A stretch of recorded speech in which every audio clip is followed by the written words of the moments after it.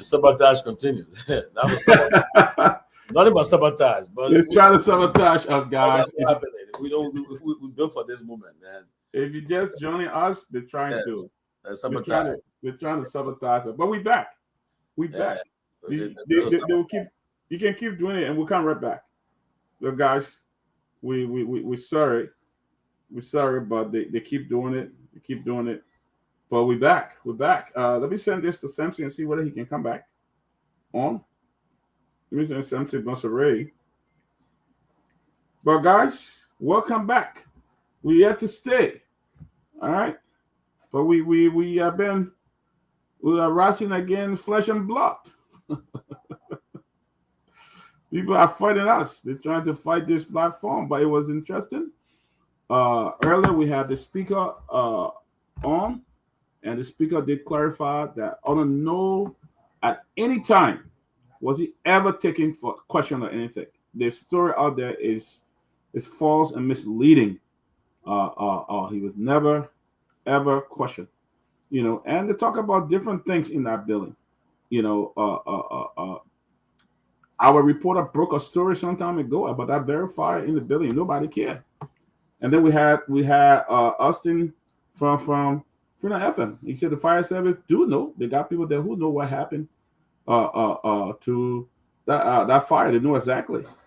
Like bring independent fire people on, forensic investigator. Let them do it. I mean, giving people 5,000. Liberia is very desperate. People hungry. People broke. Somebody can make a lie on somebody and say, "I saw this person doing it to get 5,000." That bring independent people on. The problem here is the whole Capitol building don't even have a fire truck. They don't even have a CC camera. And then you how can police do an investigation? How can police do it? Guys, so welcome. It was, yeah, you're right. It could be electrical issue. Well, guys, they try to take us off air. They try to end the stream, and but we made it back. We are back. And we'll try to do that. Oh, this is someone used the first link to end the broadcast. Somebody, but that's what happened. So somebody sabotaged. That's what it called. Mm-hmm. Yeah, that's what it did. But we got a new link. We back, and we're talking about what happened in Liberia. By the way, we want to thank people who keep still donating to our fund drive. I want to encourage you. If you have not donated, Gabe, we want to make sure each of you guys have something good. The guys who help us to keep us going, we want to make sure they got something good to eat, something on Christmas. We want to make sure that things happen. But continue, Samson, you were talking about some of the things that was happening today. Continue. All right, so I stopped at the place where we went at the Liberia National Police Headquarters. So today, by 3 o'clock, we saw up to 5 to 6 armed officers at the home of Representative Fred Safoko. And according to them, they invited him as person of interest to come and clarify his statement. But then that statement was made July 4th of this year, when LPRC misappropriated $900,000, and so the LPRC managing director then what's the name? Sam Amos Twere was invited by the host, and the way they handled the situation at that time, Speaker Kofa was presiding officer, and there was no crowd then, and that was how Representative Foucault got mad, walked outside, and started venting his ankle in an ambush interview that we did with him, and he started saying that the health care education sector are all messy. Here we are misappropriating $900,000, and that was how he said, if they cannot do the right thing, we will bring down session. That was the exact. By that time, there was no coup. So, shockingly, today we saw that particular video trending on the internet by some propagandists of the Unity Party, indicating that it was recent video. But today we were expecting him to be at the police headquarters, but he did not appear at the police headquarters. I don't know for what reason, but we expect that he appears on tomorrow.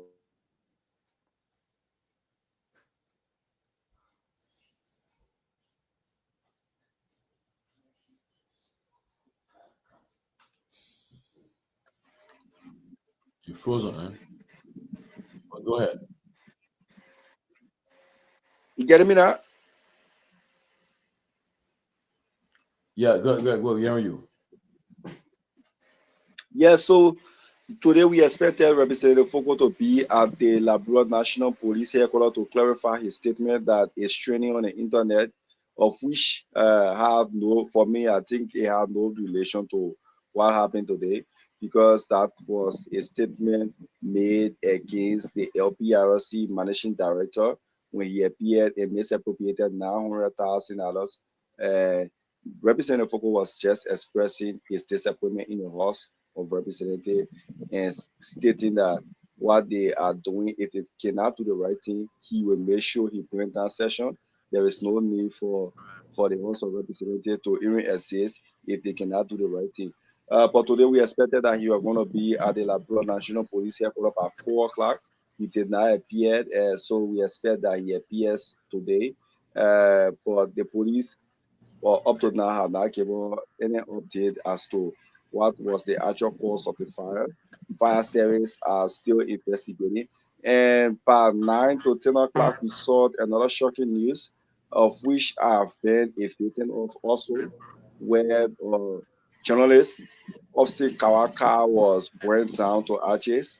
This is not the first time journalists are being intimidated, especially in these crises. Some of us have been armed personally. Some of us are being threatened. Like another situation happened between me and Representative James Cole, where his personal staffers started to take my pictures, and James Cole started to use some threatening remark on me that I'm always controversial. So I should be careful. That was a statement towards me. This is not the first time some of us have been having facing these kind of challenges with threat. So I'm not surprised. I'm not shocked seeing journalist Austin Kawaka being burned down. It's part of it. So let me just use this media to say sorry to him for what happened today. Wow. That's a lot to unpack. But let me go to Abu. Abu, maybe you want to weigh in before we go forward, before we let something go. What's your take on what happened today? Yeah, good being here. I think it is unfortunate that the capital building are having to be the seat. The first branch of government being on fire was set ablaze. A meeting was set ablaze.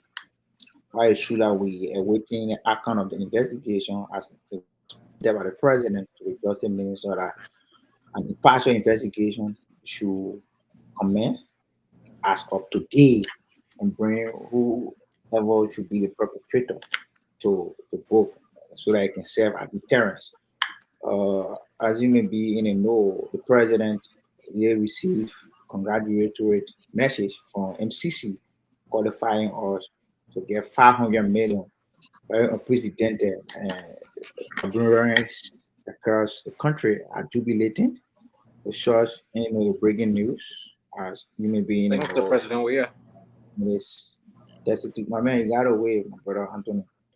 Destitute communities will be affected. I mean, positively, unlike previous years, unlike our predecessor, the denied chief, shows the milestone. So we are grateful that this president has set the record in my mind contemporary politics, contemporary governance to see 500 million coming to our country to effectuate, changing the livelihood of the community.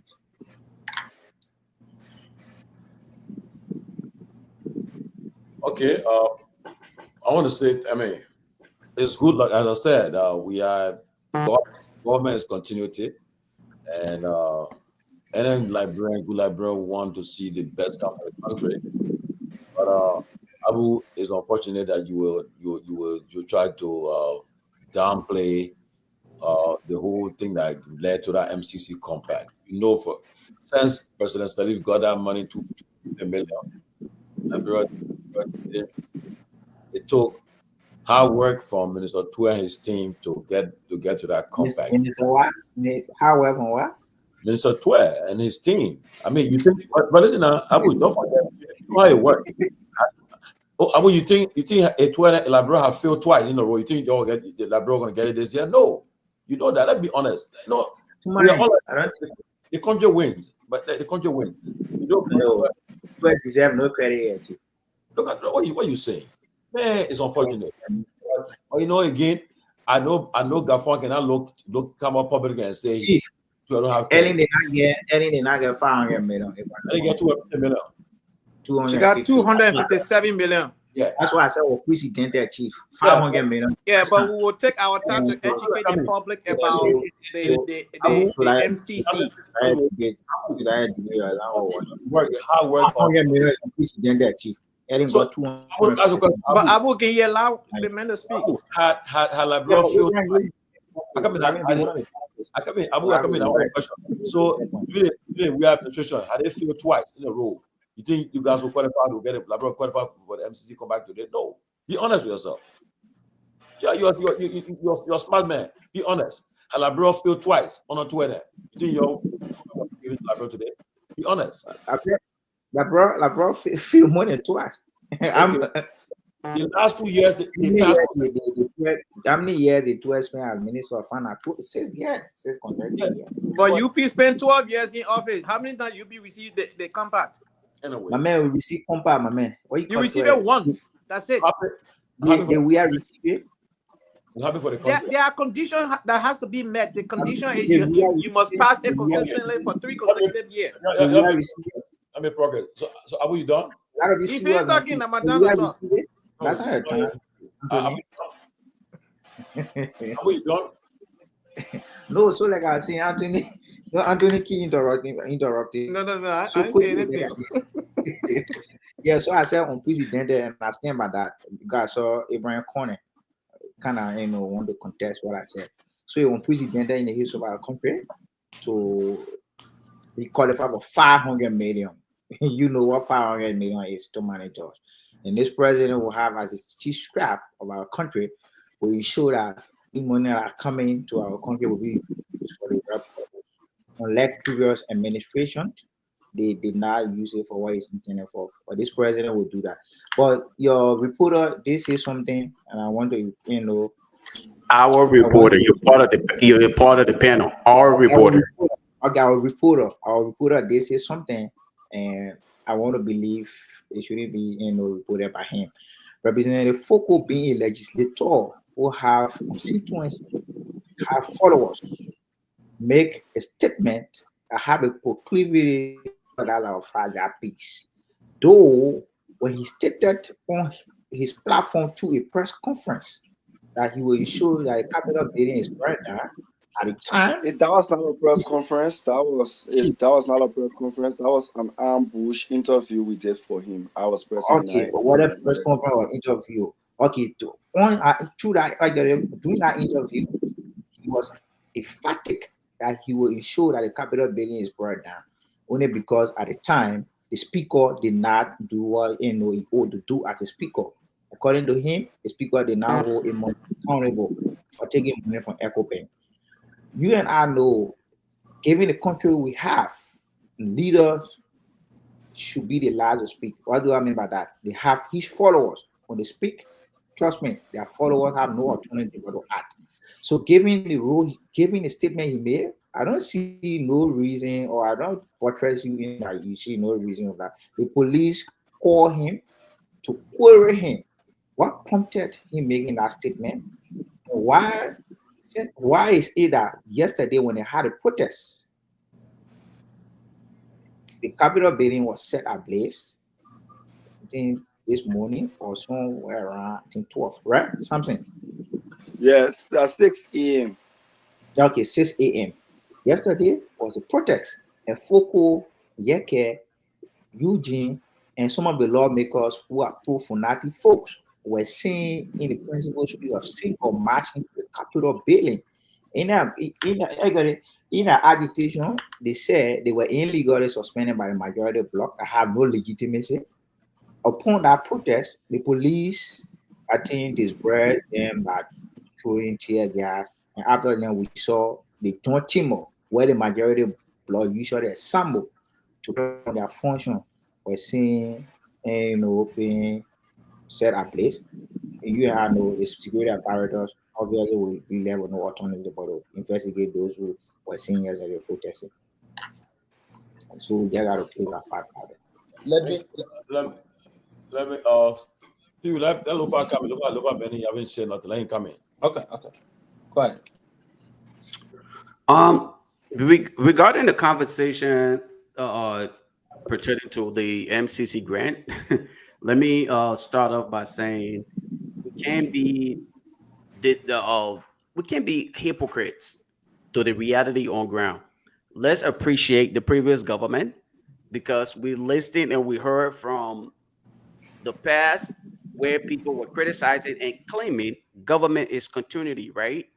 The continuation of one government to the other. So you cannot ignore the fact that CDC government, while it is true that they were chastised for all the things that they did, they still made your government to actually get to where they are today. So the celebration should honestly be involving, all right? They should honestly involve the CDC as part of this celebration.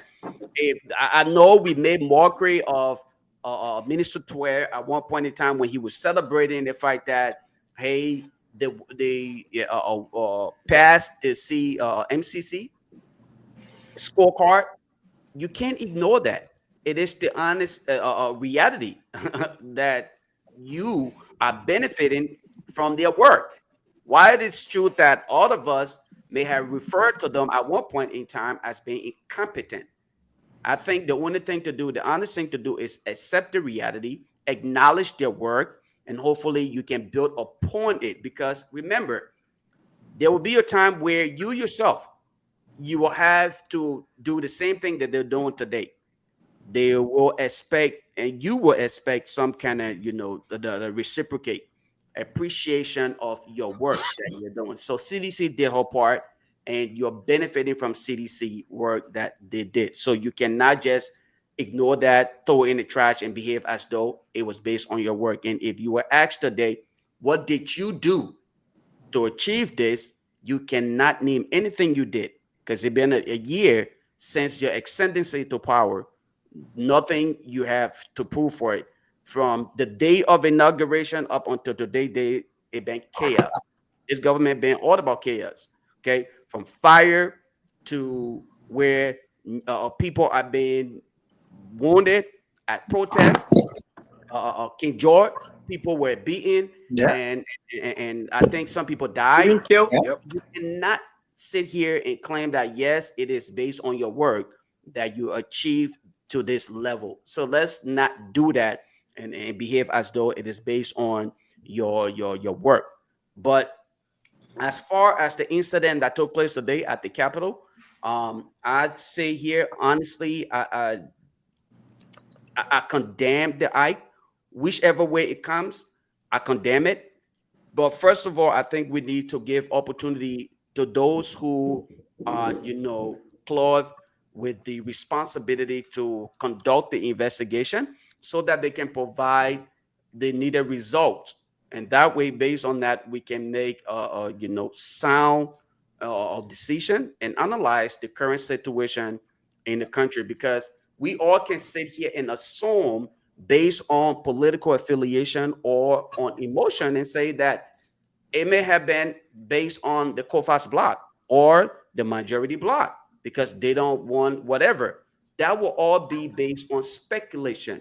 That would be based on assumptions from each and every one of us. But until we can get people well capacitated to do this kind of job where we can get results, we would never get the kind of answers that we want. Unfortunately, at the end of the day, my own what I would consider prophecy here is that this is just going to end up just like the rest of the other incidents that took place, where lives were lost.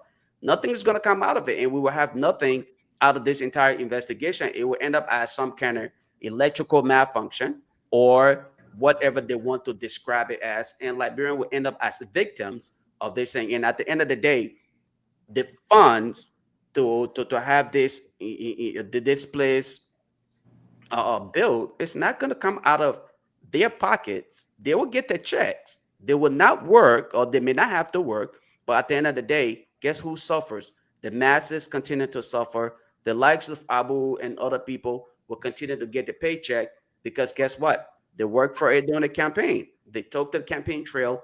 They worked tirelessly, effortlessly, and so this is what it is. I will stop interrupting him. Lofa, let me ask you a question. Paycheck from where?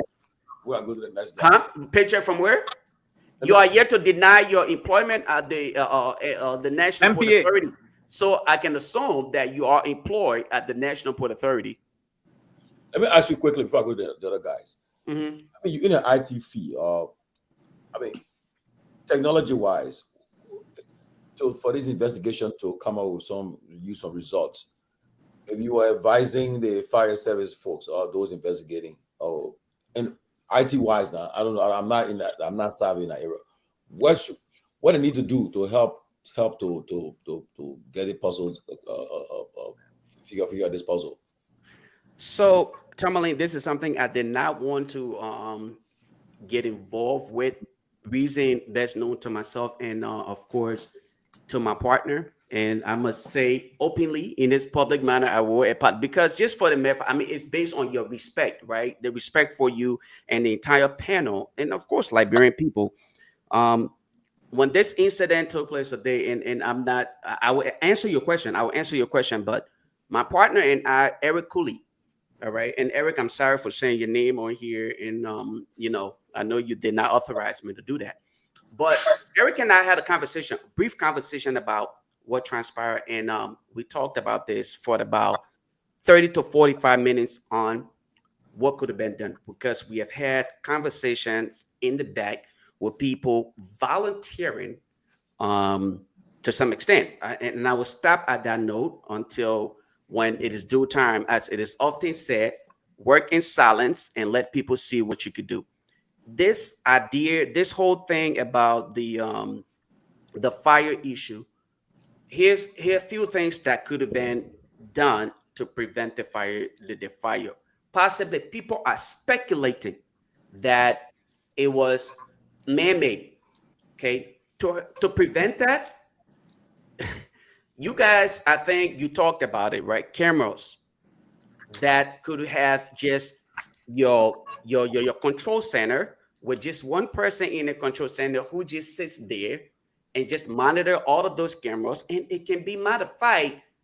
Thank God for technology. Today, based on virtual technology, you can sit in the comfort of your home and monitor your camera and just know based on sensor. If someone walk past the camera, it alerts you that, hey, and then you can be alerted. It could have been prevented. That is if this was something that was done by somebody who purposely thought to burn down the facility. Now, if this was electrical, unfortunately, I don't want to speak to the electrical aspect of it because I am not into electrical engineering, and based on the fact that I have not had the opportunity to do any kind of evaluation of the result or the assessment that may have been made of the building. Something that I will be doing in the not too distant future. I will have the opportunity to do my own assessment, and then our idea or our institution will do a voluntary donation to the Republic, but that is something to be discussed. Again, like I said, but we spoke about this lengthily in a brief meeting, and we discussed the possibility of having to control some of these things here. These things are done easily, and we can prevent them, okay? If not even preventing all of these things, because it's very critical, and it is hard to prevent these things. But one of the most critical part of security is the physical security of any premise. If you are into cyber security, any kind of security, the first understanding is to have that physical presence. Once you have it, now you can protect your data center, you can protect your data itself, and every other thing that come with the entire infrastructure. Unfortunately, this is not one thing that appears to be a part of Liberia's what I would consider infrastructure development plan, because as you look at the budget, I don't even think they have any money considered for IT.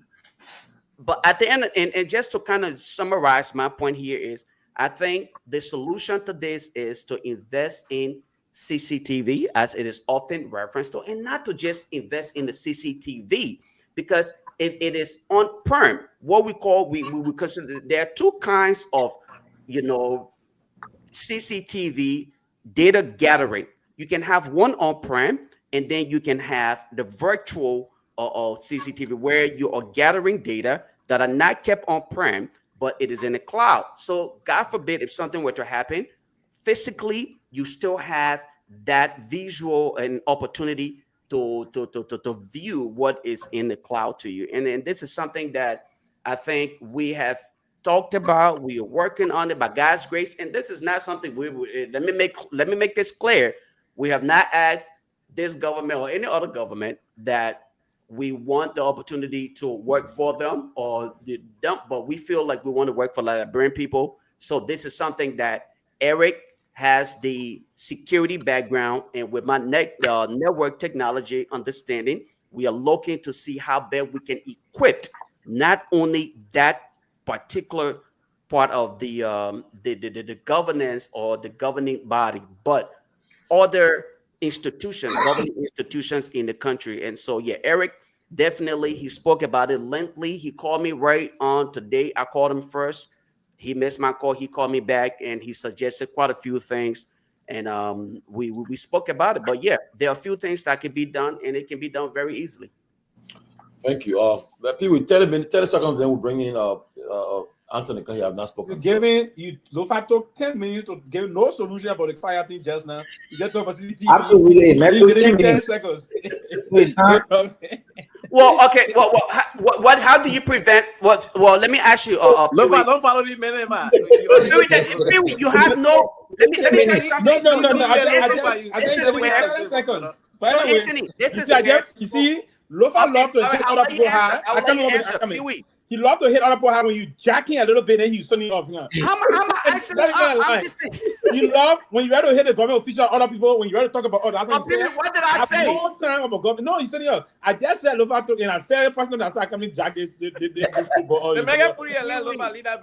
want to ask a question. I said, what did I say that you said I did not answer the question? I did not have the. Pewee, let me just say this, right? It was just diversionary tactics that nothing. And I understand. Let me just say this. I may not have the solution to what transpired today because I am not involved with the investigation. Good. All right. And I would not want to sit out here and play, experts when I have no understanding of what really transpired. When we have data to substantiate our claims, then we can say these are the possible preventive method that can be applied. Until then, if you invite anybody here and the person start to tell you these are things that can be done, they'll be lying to you. So all I can do is speculate. And then based on data that is provided to the report, I can tell you these are things that should be implemented. And that's what I said. My colleague and I had a lengthy conversation. And we're still in discussion as to how we can definitely help in that process. But again, I'm not into fire and security. So what you want me to say? Fair enough. And we are some of that currently engaged in studying other security issues. But one thing I would say, you're right. And I had somebody and I had a very detailed conversation this morning about this issue. I've been lifting this thing. It's not about the fire, about protecting our facilities in the country, major government installations, For years now, I started this debate years back in Monrovia, talking about keeping surveillance of our major installations and public buildings and major streets, for instance. Like one of the time I observed from the Ministry of Finance from the Broad Street going up towards Ducor. The place sometimes is very isolated and folks are there going about nightlife and the rest of that. We need to ensure that all of those public institutions, I said it, need to have some major surveillance area that will help the security. We have a lot of money in covert operations in most of our security budget, the police, for instance. And that's one of the reasons why the police work to, it's just that God can just bless us sometimes. Not major things are unfolding in the country, but the police, the forensic department of Liberian police is very, we need to put more time into it, train more folks and other things. And the same thing you just said, I was just kidding just now. I said it this morning to money. Now, for now, I would just say to folks, and I was hearing my dear brother Abu saying, the fire note, this is alleged. It's not even known that it's arson. It is possible it may have led to electrical fault, right? It's not established it is arson. It's not. But if we have good surveillance process not in place at the Capitol, the investigators will have had significant clue to help them move the investigation forward. Yep. We will have significant clue on a serious note. But with all these things, I agree that someone already did that today. In the absence of major CCTV camera we have in place, how are you going to know someone did this? How are you going to get the clue? Because I agree someone may have said, the security will say someone may have said, I said this thing. But trained security institution will investigate to find out, yeah, he said it at this time. Is there any clue that he may have done it? If you cannot prove this in court, you're going to know what you were charging, man, he'll walk free. So the only thing we have to do now is the lawmaker will have to think. They are lazy people. They are all mess we have currently in the country because they don't think outside the box. So moving forward, what we have to do now is to begin to think outside the box, to put some money in the budget for this kind of thing that will help our country move forward. The entire Capitol Hill is not on a major surveillance. It's a shame to the country. Even the executive mansion, I want to bet currently the executive mansion is not completely surveilled. That is a dangerous thing we're doing in a country like that. We say we don't have money, but individual government officials are rich. Pewee, can we just have Representative Marvin Cole just to get some intervention now? Yeah, all these people, they said that their whole day, this and that, that. Go ahead, Reggie. Go ahead, sir.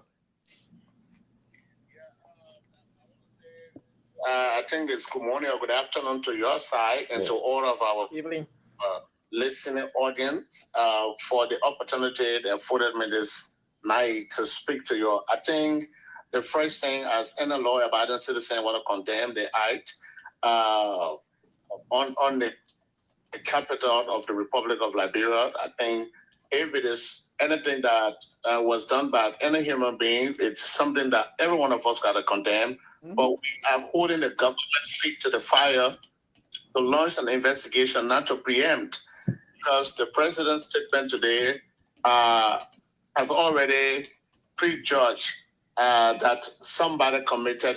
When you cannot be calling for the investigation and you be referring to other people as hooligans and all sorts of names, I think that was the error on the part of the president. He should have made a statement as the head of state of the Republic of Liberia. He should have just directed his security agency to launch an investigation and report back to him.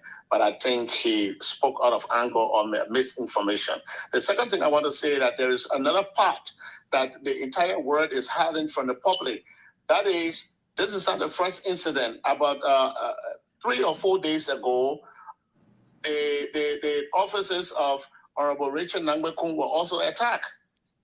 In my mind, I mean, there was fire. Now, sorry for attack, alleged attack or fire? No, fire. That's what I said. Sorry. Okay. Fire was there.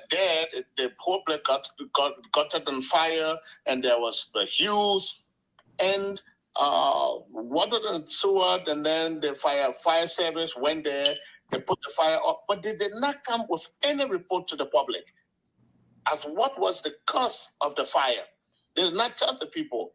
The police were there. The police are not giving any report. This is the second incident. So what were their conclusion to the investigation?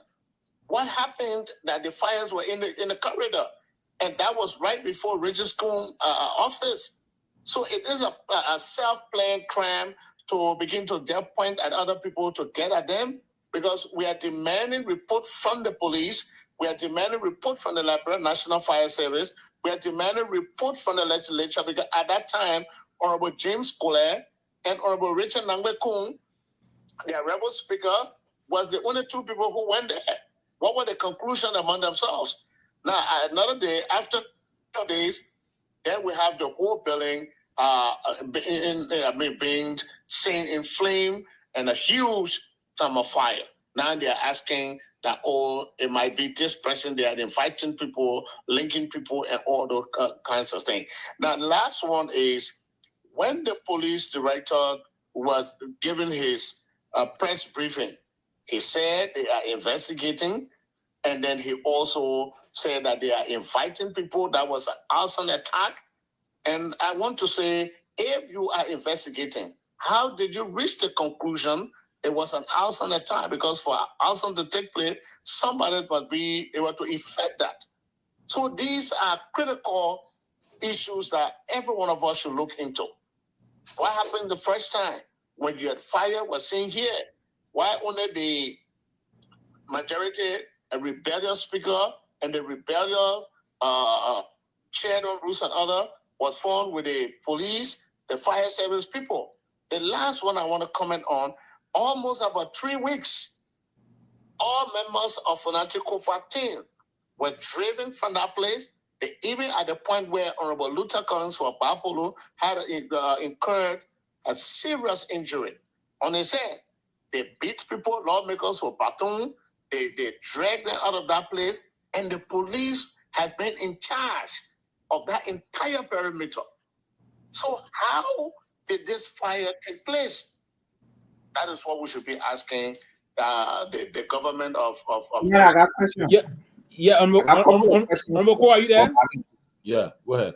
Yeah, Honorable, this is Sylvester Pewee. I got and before I ask my question quickly, you said something that is very important, and let me highlight that also about what the president said today, that there was an act of vandalism, and the rest of that was tantamount to arson. And I believe that alone will prejudice the case moving forward, because whenever the president of a republic says something, and that's one of the reasons why the police director is silent that way, because his boss, the president, have already spoken in that kind of way, and the police director is running on there. And I agree with you 100% here, first and foremost, that without investigation, how did you come to the real or establishment that conclusion rather that it is arson? Because for it to be an arson, someone may have triggered the fire. Now, for it to be arson, allegedly arson, someone may have triggered the fire and the rest of that.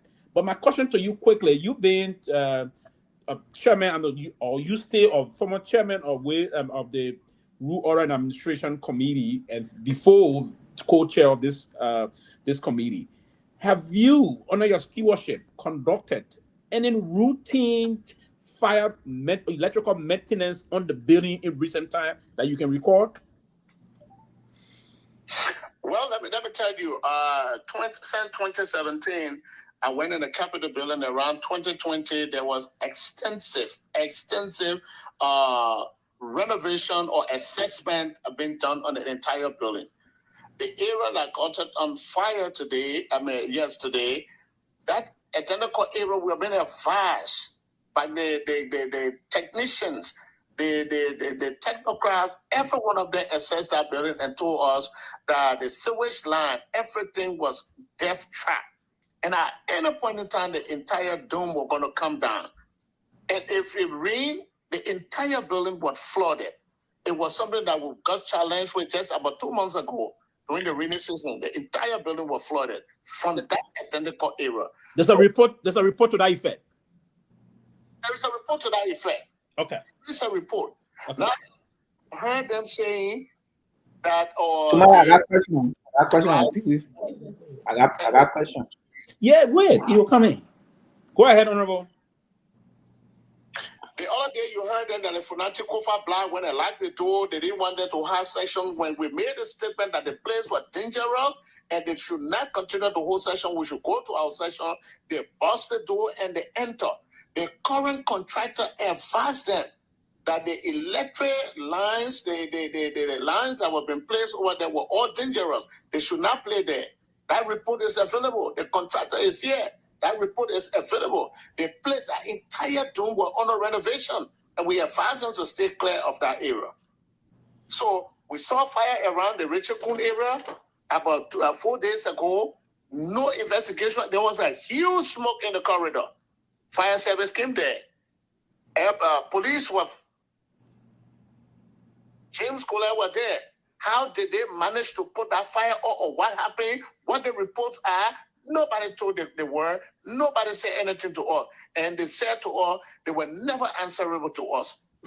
Yeah, quickly before Abu can come in with his question, the statement coming from one of your colleagues, Honorable Foko, that he may have alleged to have threatened to burn down the Capitol building. Did he really say that? No, that was not. That is a misrepresentation of what Honorable Foko said. I think, and there are so many things that I've been following other people who've been having several conversations that you got to look at. So the statement from Foko, you have to look at the motive of the statement that he made, the opportunity for him to commit that crime, whether those things were available, and the capacity to commit the crime. At the time Foko made that statement, it was at our section time when Foko said we will burn this place. If they don't adhere to the rule of law, nothing will go on there. I will disrupt the entire place. It was in our session when he made that statement. That's somewhere around June. I think June or July, he made that statement. Since June, he made that statement. And up to current. So somebody was just sitting down and today, and that person got salvation and got motivated and said, oh, Savoko made statement, saying June, let me go and commit the act. Those are things. But the most important thing I want every one of you to take away, that building, Gregory Coleman came in the public and said, the legislature, since day before yesterday, you saw a huge presence of police. Protesters were brutalized, peaceful people. And the president went there to sign the book of condolence. Then the president of the Republic of Liberia went there to sign the book of condolence for the late vice president of our country. And then the police director came out and said he was in full control of the national legislature. That is the head of security. He said you are in full control. If you are in full control with all your men planted, then you come out and crime is taking place or crime has been committed allegedly, and then you come up to look for people who committed the crime. Is that what we are saying to ourselves? Where is Gregory Coleman full charge that he's talking about? That he's in full control of the national legislature. And no member of the Funati Kofa, the rule of law, none of us have had opportunity to access that entire wing of the House of Representatives. Abu Kamara. Yeah, thank you, Tomalin. This is Abu Kamara, and a sovereign and unrepentant supporter of the United Party. I have body pleasure of questions to ask. Tomalin, I hope that you provide me the time to ask the questions. Go ahead and ask the question you have. Okay. Quickly, Representative Marvin Cole, as former chair on rules and order, because I've been told one of your colleagues in the New York Deputy Speaker Fala was being assaulted, disrespected by you and Edward Papi Flomo and Representative Foko. Only because you felt at the time, or you guys felt at the time, that they had sinister motive to go to the joint team up to remove Funati Kofa. One of the colleagues was saying, insulting the deputy speaker. How do you react to that? A first question. I react to that in a form and manner that when people who should be honorables tried to rebelize the national legislature. I think it was wrong. We have procedures. And then the Speaker of the House of Representatives gave directive at the time we should hold section. That had been our normal operations. And then when we got the information that the intent of those guys at the time was to go and ask the Speaker unconstitutionally. So we decided to prevent that from happening. The very thing that we fought against from the inception of the rebelization of that bill is what you're seeing, lawlessness being exhibited at the higher level by this government and the colleagues of ours, who decided that they would never obey the rule of law. They would not obey our rules and respect of the House of Representatives. They will have, you are just referring to me as former chair on rules. That's what you are saying. Quiet. No, listen. You are referring to me, but I am not. That's what you are saying, Chief. Abu, come on. You're not the person to call the man former. Please. Go ahead. According to colleagues, though, according to colleagues from the majority. Respect the guest now, Abu. Chance. Go ahead. Please give me a chance. Yeah. If we do not have people who have decided to be against us, who have decided to be disrespected of the rule of law, who came and hijacked power, and this rebel government is supporting them to continue to do what they are doing, beat on lawmakers, hijack our authorities from us, even though the Constitution and our rules require that we are appointed there for 3 years to remove each of us from any committee or to dissolve any committee. It requires 2/3 majority. That is number 49. And you must invest the chair of that committee. If that person is found guilty by the rules of the administration or a specialized committee, a report should be brought on the plenary floor with evidence. That's what our rule says. Is that what they are doing? No. But the government is assisting them to execute their lawless behavior. That's a good question to money. But allow him to finish, Abu, please. That's a question to the rep. Today, I was so disturbed today when I heard from the mouth of our president talking about the rule of law. When the Supreme Court talk about utter virus of everything that you did, but you are persistently supporting these people, providing them police. Abu, allow him to finish. Don't do But that. I would keep interrupting him and expect to get results. I thought the rep finished. Not finish, Abu. Come on. This is a normal behavior of the Unity Party people. They are amateur people. They're very disrespectful. That's how they conduct themselves. Just a decent principle of conversation. When you talk, I listen. When I'm talking, you listen. But he will be interrupted. No, I thought you were finished, Chief. Sorry, I thought you were finished, Chief. Go ahead. So I'm saying I was annoyed and I was disturbed when I heard the incompetent 84-year-old man talking about rule of law. This president has no history of entering any institution. Look at the ADA from Lofa County that he destroyed. So right now, I am saying to you, at the national legislature, what happened today, the fire attack or alleged attack that you see Joseph Bagada claiming that it was hooligans, it was gangsterism, or all those kind of things when report has not even been done. Now he has decided to preempt. So you will see that his security apparatus have to find way to falsely indict people and incriminate them to validate the president's statement today. That's what will be happening.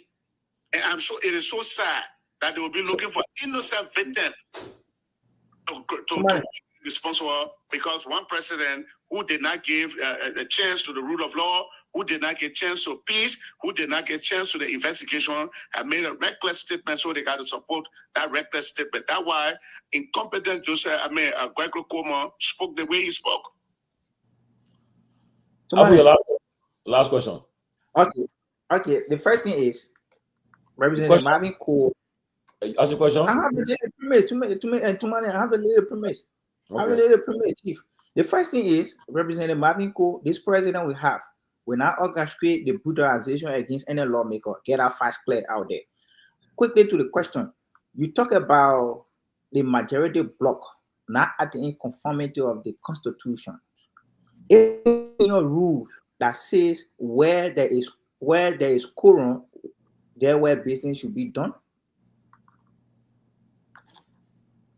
You said what? I just said to you, get it out there. This president will not orchestrate the brutalization against any lawmaker. You being a member of the first branch of government, a direct representative of the people, this president will not orchestrate the brutalization against any of your colleagues. So get that out first. So, but quickly to my question, are you saying folks who have been doing business, the guys from the Federal, are they not acting in conformity of what your rule says? That where there is quorum, there where business should be carried on? Is that what are you saying? They are acting isolation of the law? Thank you. Before you ask that question, sometimes it's good for people to do research. The first thing I want to say to you, during the campaign, President Bouaka is on record that if he, because it was a compulsion, the country belongs to him or the country must be given to him. Even though if he failed in the democratic process, he was going to rebellize the entire country. He's on record, and I will send you the video when he said, if he cannot, if this election is hijacked or is rigged, Liberia will exist no more. So it is a characterization. The second thing, lawmakers were being brutalized. The government did not issue a single statement to condemn that, but they were providing police to assist the people who are brutalizing lawmakers. Very police. Wounded people, the blood all on them. The second thing I want to say to your question, as you said, our guys, our colleagues are not acting in conformity of the law. That's why if you read the opinion of the Supreme Court, it says that any sitting, any action taking members of the legislature, not taking into account the intent of Article 33 and Article 49. What the Article 33 says, a simple majority of each house shall constitute a quorum to conduct a business of the house. But a lower number shall compare the majority or the greater number to attend session or the absentee member to attend session. If they don't come, you can adjourn from day to day. But whether majority, a simple majority, or a lower number, Article 49 says, we shall elect one of our colleagues who will be the speaker, and that speaker shall serve as a presiding officer. In the Supreme Court's opinion, they said, any sitting, any action taken, while the speaker is within a bailiwick of our country, if the speaker is presiding officer, all action taken at any of those sittings, those actions are termed to be ultra virus, meaning they are illegal, they are unconstitutional, they are not within the authority of those people who will be taking the action. When did they suspend some of us, as they're saying that we are suspended without pay? Now, Tomalin is an important part. We got intel that the executive have started to enforce the suspension and withholding of our salaries. Is that not just about guys supporting lawlessness? Guys when I sat somewhere while the speaker were in country. The president, you can't be calling by name. President Abu, stop interrupting. Can you somebody mute Abu Mike? Abu, you gotta stop that. Okay, you had a time. So the colleagues of ours decided people who says rebel attack, they have failed to remove the speaker because they don't have time. They have failed to remove the leadership of the House of Representatives because they don't have the number. They've gathered themselves together to one hotel, they leave from there in a convoy, they come and attack and execute what they are executing. Then they say, oh, you are suspended. You will not get paid for 4 months. And then the president and his cohorts decide to support that. Is that not the lawlessness that we are talking about? Wow. So I am saying to you, our colleagues who are acting the way they are acting while for the financial cover in country, Fala can never ever preside. So to have a simple majority to conduct business, it does not mean when you get 37 or 40, it means that it's illegal. The Article 49, the speaker shall, it is a binding clause, shall be the presiding officer. That's what we want the world to understand. But this government has decided that they will culture lawlessness against the racism and terrorize. Just, you saw today what happening. A guy were at the studio speaking against the government and asking the Liberian people to stand up. There was there was an attack on his vehicle. Yeah. Petrol bomb was just chunked into his vehicle and blasted. Is that the kind of country we wish for? Anthony Gay. Representative Cole, thank you for your time tonight. I know it was unpredicted that you're going to come here tonight, but first and foremost, I want people to understand and help us understand on this platform and the Liberians who are listening to you around the world. In order for quorum to be established, in order for the quorum to be established, the speaker has to be available, yes or no? Yes. A constitutional quorum, the speaker must be available. That's what Article 33 is about. A simple majority shall constitute quorum to conduct business of the House, except in the instant case where the speaker is not available. But once the speaker is available, he must resign. Correct. My next question to you, I'm only asking this question. I've never met you, never spoken to you one-on-one. This is my first interaction with you. And I'm only asking this question because I'm a Liberian and I'm a concerned Liberian who believe in the rule of law. And to establish a quorum, when you have the simple majority, which is 37, or more majority member above 37, you can establish that quorum. And the session now become a plenary, and plenary is the higher decision-making body of the legislature. Is that correct? Yes. Now, your rules also said that the resolution should be brought on the floor, presented to the speaker, and the speaker will recuse himself. And once the speaker recuses himself, he becomes a defendant in the case.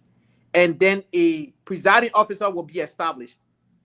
But with that being said, a vote is not taken until a clear deliberation is given, meaning the speaker will have a turn to explain a side of the story, and the other people will explain the side, providing evidence of their claim before a vote is taken. And if that vote is taken and they are shy of the number 49, the resolution is dissolved. Is that correct? Yes. Once you do not accumulate or acquire the number 49, when you have complaint not only against the speaker, any of the members, assuming that you want to suspend, you want to expel. We had a case where Kehleboe in the film. He took up to the Supreme Court with us. I was a co-chair on with rules and order, and I was not in the country. They did not give him the due process that we are talking about. But that was the government of rule of law at the time. They decided to uphold the law. He went to the court and he defeated the legislature in the court. The court informed the legislature that you did not get due process. You must pay his salary and reinstate him. And that took place. So to have, it is not just about the number. What is the plenary? The plenary is a simple majority with a presiding officer. And the law says in Article 4 of your constitution. Sometimes those United Party people who want to ask some question, it's good to read the constitution before you ask. The Article 49 says every 6 years you will elect one of your members, and that member shall serve as the presiding officer. To have a plenary, you must have a quorum of 37 and above, and you must have the speaker as the presiding officer. That is the constitutional plenary that has the authority to effect any decision that will be binding on the House of Representatives. For the record, Representative Cole, the black supporting Speaker Kofa, every one of you are waiting to go through the due process. Is that correct? But they did not even accuse her. No, I'm only asking you a question. Are you waiting to go through the due process? Precisely. We are willing. But let me just say this to you.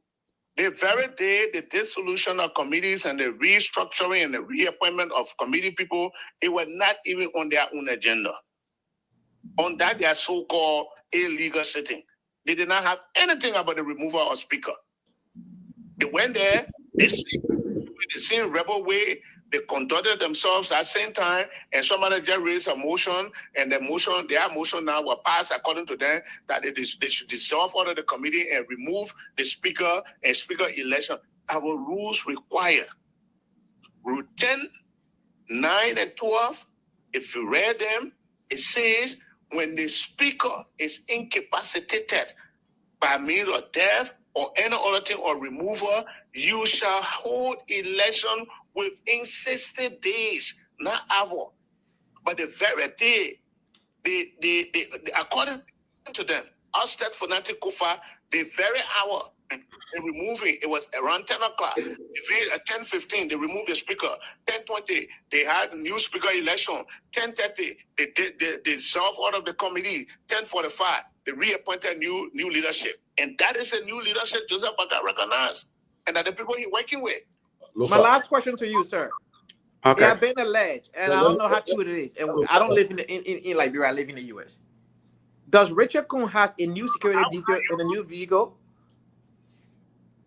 Come again, please. Does Richard Coon, the purported new speaker, does he have a new vehicle and increased security detail, same as the speaker? No. I am not monitoring it. I have not witnessed that. I've seen, the government of Liberia gave each lawmaker $45,000 for a vehicle. So those people who wanted to buy something more than the $45,000, they added their own money and they bought their vehicles. But I am not seeing anything extra with him. Neither do I see him with lesson play call the speaker. Nothing of such that happened. We have not seen that. Lofa. Thank you for the clarity. Mr. Cole, Lofa speaking here. Quickly, it is alleged that colleagues from your camp stopped those who are, in quotation, considered the majority bloc from having to conduct section when Speaker Kofa was out of the country. If that is true, how do you describe such action? Please come again. It is alleged that colleagues from the minority bloc prevented folks from the majority bloc from conducting section while the speaker Fanatic Kofa at the time was out of the country, and he promised to have been back in the country or return on a private jet. If so, if that is truth, how would you describe such conduct on the part of those? The first thing, let me dismiss that. It's completely baseless. That's a misinformation. Honorable colleague from the minority bloc were never around. So whoever made that statement or that presentation, that's complete I'm sorry. Who is Mr. Cully? I never mentioned any Cully. I'm asking you. It is okay. Let me reiterate. It is alleged that members, from your current bloc that is considered the minority bloc, prevented folks from the majority bloc from conducting session by locking doors while the speaker was out of the country. My question is, if that is true, how would you describe such action? Let me say this to you. As chair on Rules, Order, and Administration at the National Legislature, specifically the House of Representatives, my responsibility is to make sure the rule of law and the sanity of the House of Representatives is preserved at all times. When you realize that the intent of your colleagues is undemocratic, I think it is necessary. It was necessary to take those steps that was needful to prevent them from exercising their unlawful and undemocratic attitude. Now, what do I mean? As chair on Rules, Order, and Administration, we have the intel. There was money exchanging hands for bribery, and one of our colleagues, Luther Collins, was invited to go to our office And Clarence God is on tape, is on video, telling him, look, in the next 30 minutes, we will remove Funati Kofa. That message is saying in the chat room, he was trying to mesmerize the guy to fall prey to what he wanted. Who do you support, Fala, or you support the speaker? The man said, my man, just tell me what you called me for. So at that point in time, he told the guy, so their operation is 25,000. But we'll give you 15,000 now. When you sign, we'll give you the balance 10,000. But in the next 30 minutes, we will remove the speaker. And as my responsibility, Chair on Rules, Order, and Administration, I have heard that people were stationed cool to undemocratically remove the speaker because you know why? The speaker should be present as per our rules, and you should present your complaint to him while he's presiding. But the intent was to go in and judge the speaker in absentia so that they can undemocratically remove him. So I like to do and told them we are not going to hold any section. The speaker has said 4 o'clock he will be in country. There's nothing to rush about. The speaker should be the speaker and we should wait for the speaker. That's how the $15,000 were captured. That's how we got the original copy of the resolution. They could never provide the copy of the original copy of their resolution because up to current, it is in our possession. They have to re-strategize. So it was peaceful. Let me say this to you to close on that. If you ever watched the movie on Rules of Engagement, when the crowd that the people were confronting, they called them peaceful protesters. When the crowd began to return fire and U.S. Marines were being killed, the Samuel Jackson, who was the commander of the U.S. Marines, said, at this point in time, the U.S. Marines are dying. So you want to sit down for the men to come and slaughter you, and in the name of you are obeying something? No, you will respond. Okay. So the crowd was not more peaceful. So their actions were not peaceful. Their actions were not legal. So it was fair enough on the part of Funati Kofa to have prevented them from entering this chamber. And that's what we did. So for clarity, before I ask my second question, you acted based on the instruction of Speaker Funati Kofa to prevent them from session because they were acting unconstitutionally. Is that correct? No, you're not following. Okay. Help me follow, please. Clarence Guy called one of the ringleaders of the rebels, called one of our colleagues to induce him. Once we knew that they had a resolution that was associated with bribery, and the intent was to remove the speaker, we were not in contact with the speaker at that point in time. So we needed to prevent that rebelization of their action. So we took a decision to stop them from holding session. If you have any issue with the speaker, wait when the speaker arrives. You are going to present your complaint, and he recuses himself, and we investigate him. But in his absence, you cannot come and hold an orthodox form and manner here and remove him, because that is the information that was already in our hands, and we sent the tape to our colleagues. That's how the colleagues, some of them got agitated and said, no, we cannot allow this. This is not the plan. Nobody going to remove Funati Kofa. You said the man ate money. We're going to investigate him. But now it has turned to remove her. We are not part of it. That's how you saw the group. The group got divided. Okay. Finally, my final question here. Abu, you were opportune to ask questions. Can I just ask my question? My final question here, Representative Cole, I believe. Mr. Cole, let me ask the question. As of recent, the executive branch been interacting with what you personally, I believe, will consider the unconstitutional majority bloc. Correct me if I'm wrong, if I'm referencing your colleagues unlawfully and being disrespectful, and I will truly take back my words, but you will consider them unconstitutional. President Boycott and the executive branch have been conducting business with those individuals, pretending that they are truly the true representation of the Liberian people and the people that you represent. I want to get your reaction to such behavior on the part of the chief executive officer of the entire country, President Boykai, a man who was actually presented to Liberian as the unifier, a man with agenda and true understanding of transformation and innovative thoughts. Today, we're experiencing what we are experiencing. Describe for me what goes through your mind and what will be the possible reaction on the part of you and your colleagues on your side. You know, there is this saying in Liberia, oh, let's just leave it for the sake of peace. But I think this is a different trend of event.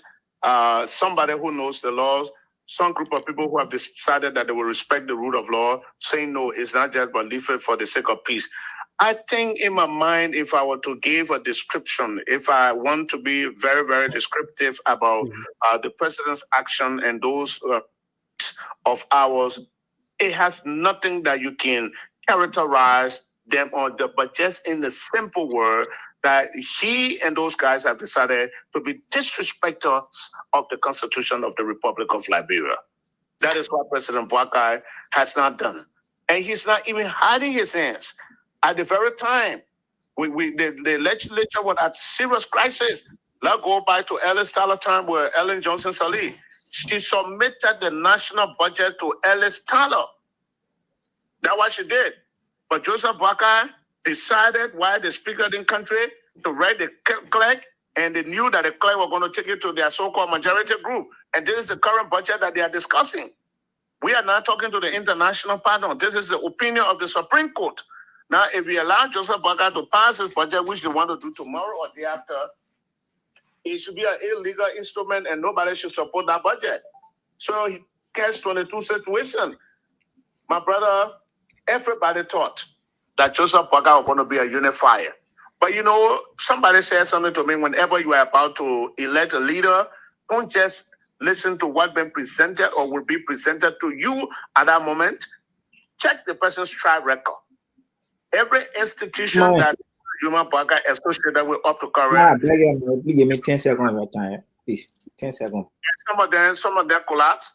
Some of them, left on the wayside. As I was telling you, the Libyan organization that went to Lofa with the ADA project, millions of dollars were donated, $35 million were placed inside doing Ellen Johnson Sirleaf time. Nothing came out of it. CPB got destroyed because Joseph Boykai was there. Today, Joseph Boykai is the president of the Republic of Liberia. You have two speakers at the same time. You have all kinds of things going on.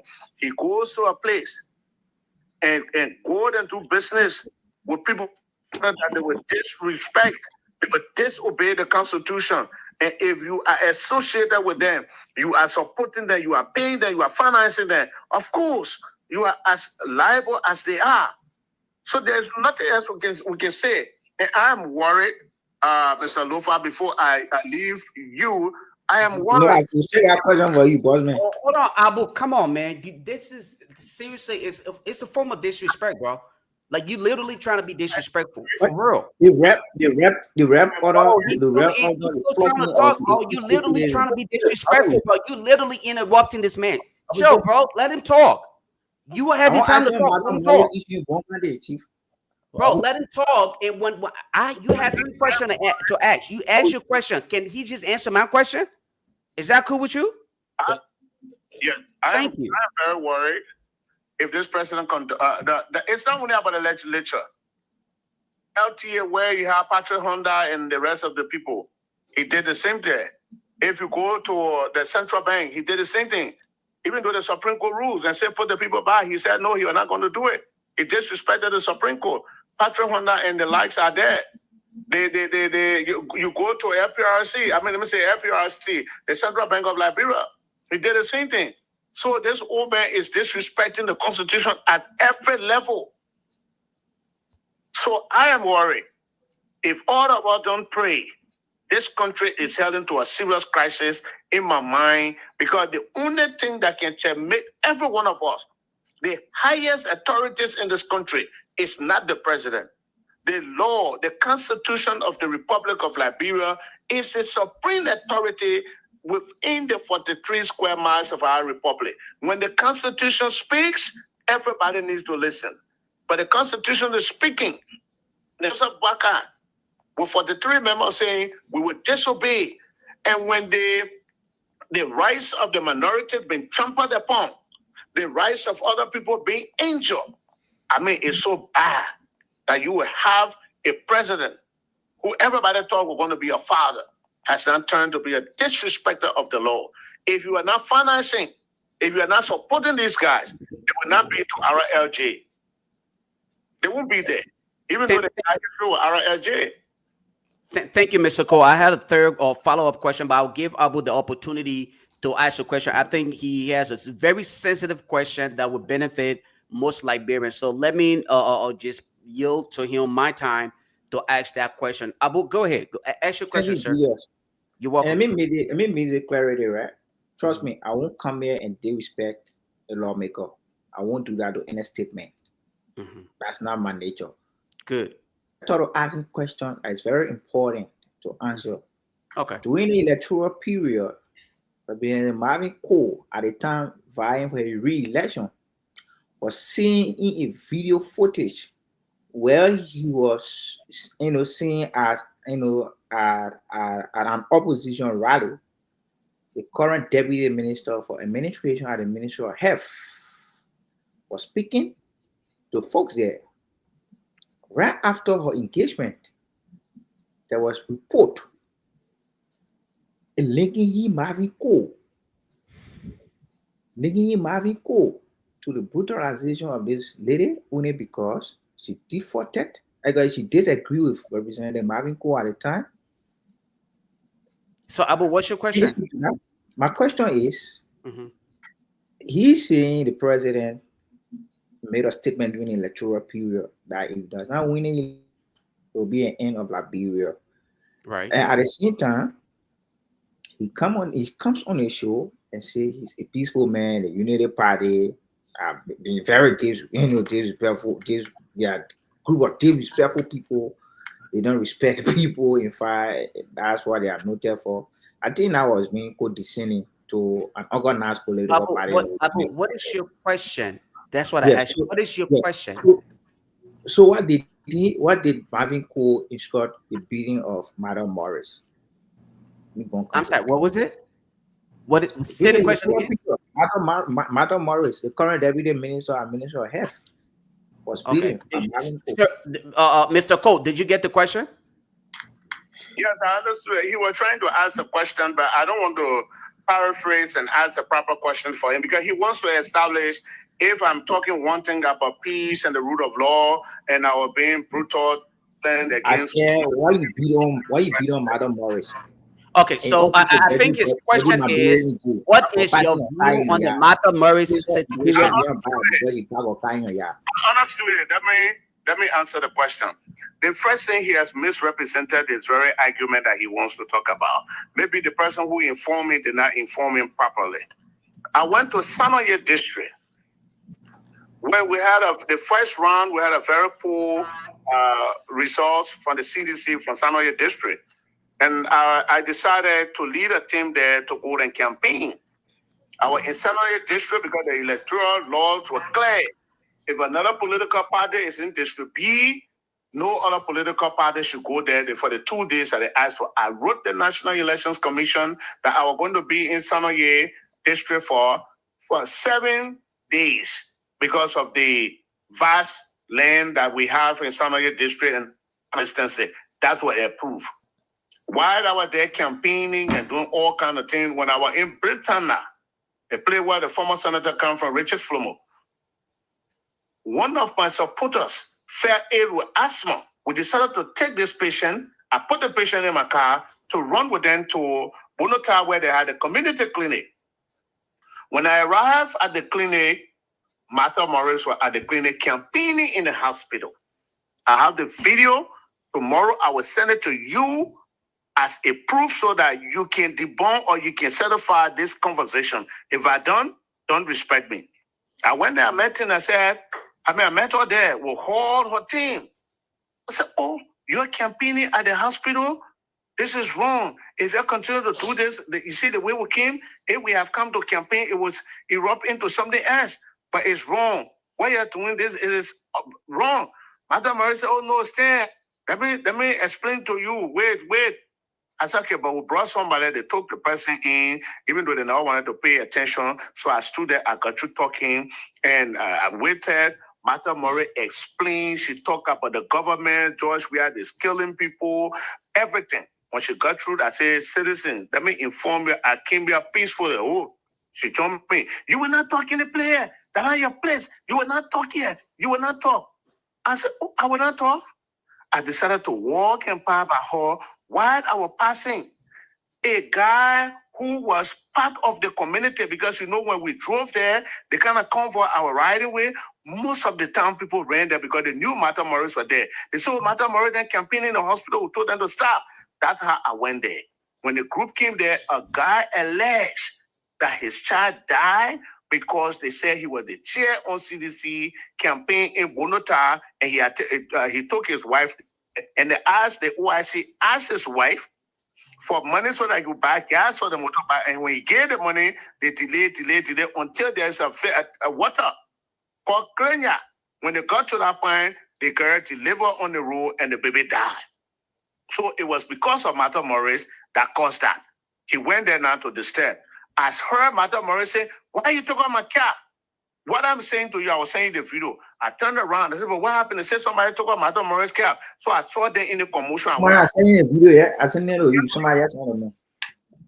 Abu, the same thing I was talking about earlier, bro. You literally just interrupted this man in the middle of his presentation, bro. That's some form of disrespect. And Representative Mavico has done his best. And besides that, the issue we're talking about, the code is the issue ever saw when it happened. So I don't know why engage the man when you have the opportunity. I give you the opportunity to engage the I think Mr. Representative, the court just being kind. He even have to answer this question. Comments, I just want to also third question. I know you messed it up. Why you giving your party? I didn't mess anything up. You guys should start sanctioning people. You came on the show to asking a hard question. I got video footage. I instructed you. Look, Germany, you take control, Abu. He disturbed the show, please.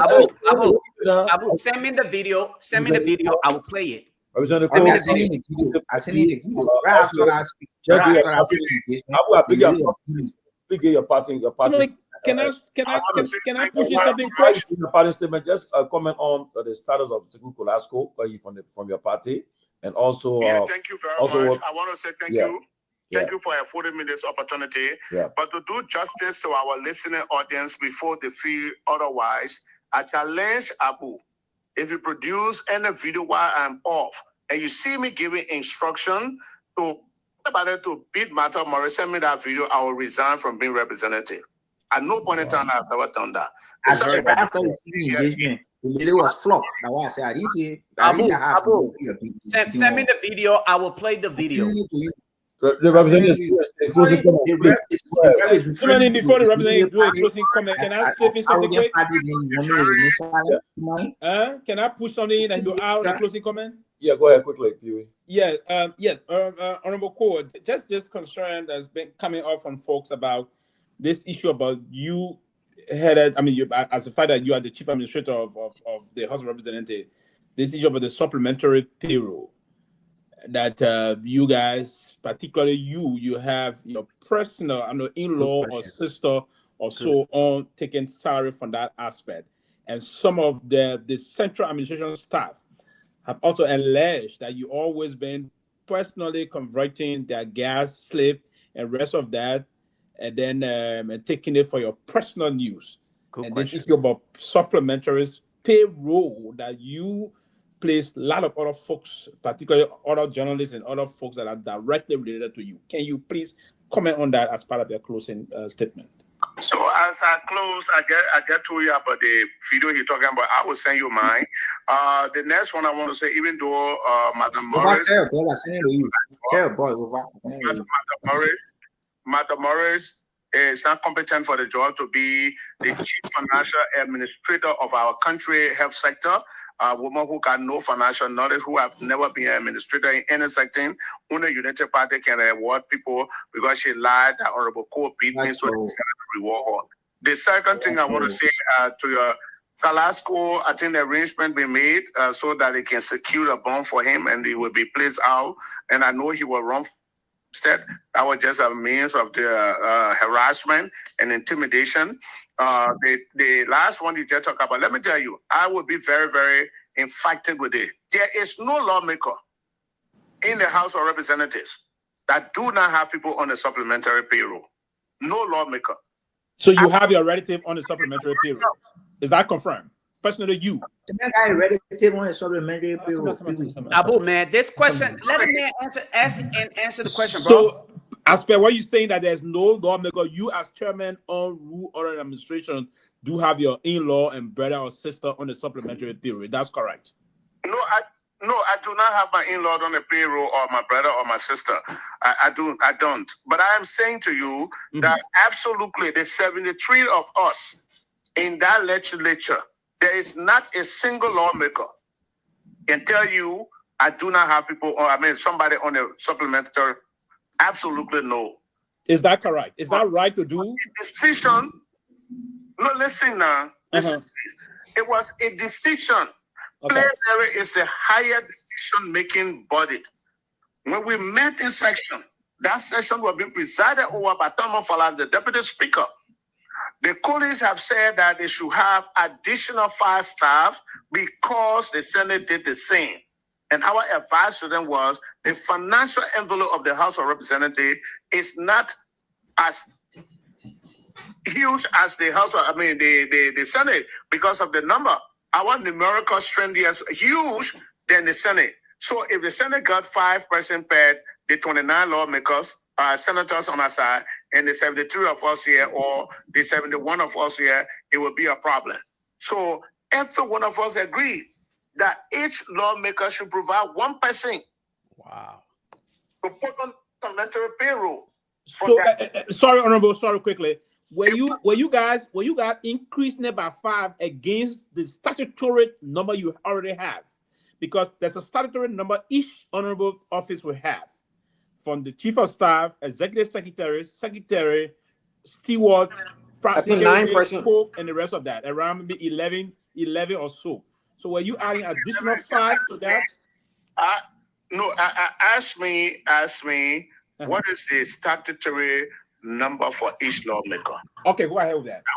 That would. Yes, what is the statutory please number? answer that because Who is not any lawmaker who is not a chair of a statutory committee has 16 staffers. 16. If you are 16? 16, Yes. in one state. oh my God. Okay. So if you are a head of a statutory committee, 17 staffers. 17. That is the statutory requirement. Okay, so you are adding the additional 5 to that to those numbers.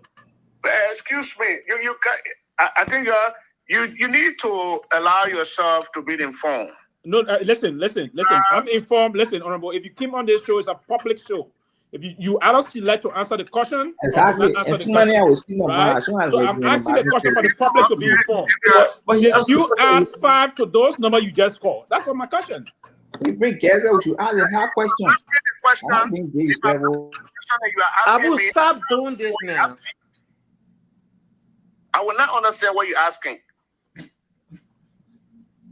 I mean, You have to remember, you need to, I come in 1 minute, 2 minutes. You need to be clear with the question that you want to ask, and you give a chance to answer the question that you want to ask. Okay, can I ask the question now? Question? Yes.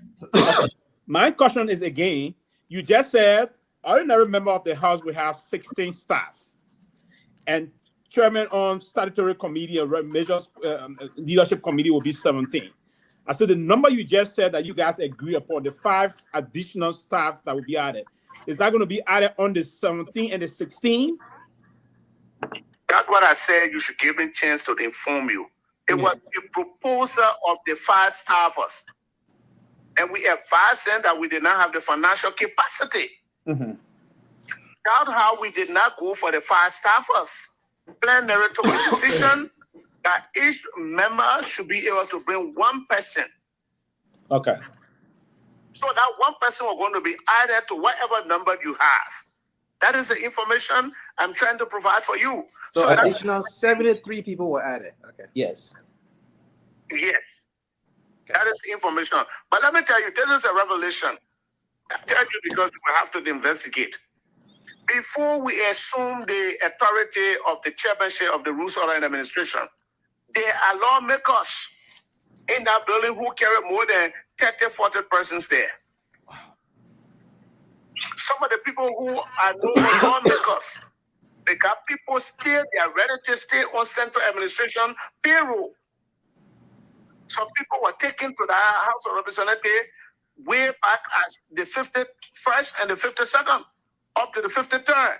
Some of them are senators, they still got their ready on the payroll. So it is something that we're trying to correct. When you see some of the fight that came off on Anti-Kofa, when we talk about one chief accountant in the finance office who has BSc, and another chief accountant in the very same office that got 2 masters. The person who has BSc makes $1,800 US. The person who has 2 masters makes $178 US per month. And we said it was wrong. Some of the fight that on us is because there are folks outside who are senators. They carry those people and give them those fabulous salaries. And they said they were advising Fanati, tell Marvin Cole not to play with those people. If you play with those people, you will blame yourself. And one of the major reasons for this fight. Wow. So if anybody is coming from the house today, you need to ask them, or ask any other lawmaker, place and call. Do you have somebody on the supplementary payroll? Let that person tell you, no, you call me back. I will call the name of the person that person put on the payroll, or that lawmaker put on the payroll. Somebody, I'm sorry, quickly, just one quick question. It's not going to take 30 seconds. Hopefully. Okay, Representative Cole. That's I was just going to just for. I'll be available anytime. Next time that we can have. Yeah, I think we need to invite you again because this is a lot to unpack. Joker won. Come on. So, Mr. Cole, can I say bye to you? Let me say bye. Abu, you. Tomorrow. Yeah. Tomorrow. You have to acknowledge the fact that I am the only United Party person on the show. I agree. Speculation, listen, I come in the insinuation of folks about this platform is that anything that has to do with anti-government, you guys will elevate. Representative Marvin Cole came and made a diminished statement against the Unity Party as an organization. He said the Unity Party is disorganized. The Unity Party comprised of rude people, and you think I will sit there and lying with your flower. You got to counter him. That's why you right? You said it. Doing you can't tell me say being respectful to my don't do that. No, I think this man is on record for putting somebody in jail. I think the point of contention. I think the point of talk. The problem I have with you, Abu. When I give you when you have your moment, you can respond. But you were saying, "Oh, my time finish." No. I keep trying to talk. When he's talking, he kept interrupting. So, we're talking about justice. I never had my time to speak on any of the issues that happening in Liberia because the president came on. So, Abu, can I just say this though? I don't think anyone is preventing you from. Now, what you got I don't think anyone. Abu, can we talk? You think you can talk more than me? Abu, see me I don't think anyone. I don't think you won't sit here. You won't sit there and allow somebody to come Abu, and you demeaning words. Wait for your time, then you can express what you want to say. You think you are disruptive more than me? I didn't give respect.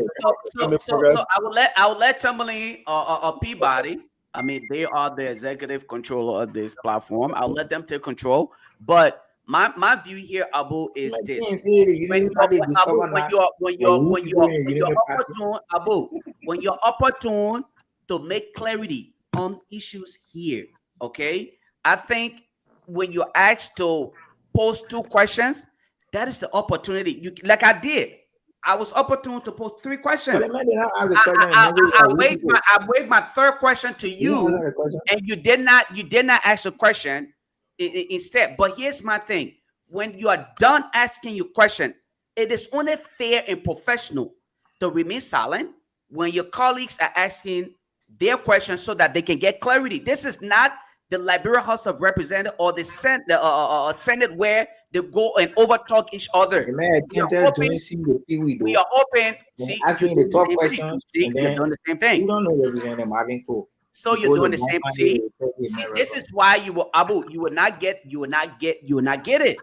You know, there's a reason why. I see video. Can you play that video? Abu, there's a reason why. No video. I didn't have a chance to speak. Abu, there's a reason why the media is considered the 4th media. Abu, right now, you're representing the Unity Party, right? There's a reason why the media is considered the 4th estate. You know why that's the case? Because they are to play the role of educators and they are to be the mediator. So while it is true that some of us may have our disagreement, I'm not coming on here to support Marvin Cole, Mr. Cole, but in that process, we must understand that we must be cognizant of the fact that we must respect the office they represent. But the man did not. What I'm trying to say, yeah, I don't have to. You don't have to be in agreement with him. Okay, but Timothy, I did not have a chance. All right, Abu, you're right. You're absolutely right. Hey, Abu, you're meditating. Abu, you're meditating. I was telling you, Abu, you're doing a good job, Abu. To be honest, Abu, like I said, Abu, you're part of this platform. You'll be on this platform. I don't tell the criticism. I love the way you hold your turf. Right. And I will tell you that I respect you that for the fact that you're brave and strong to be here. People. You got a lot of critics here, but yeah, still. Don't worry, I will still join you. All right, Chief. I want to ask you, are you brought up at that? I will still join you. But Timothy, like I said, we're going to block you from asking questions.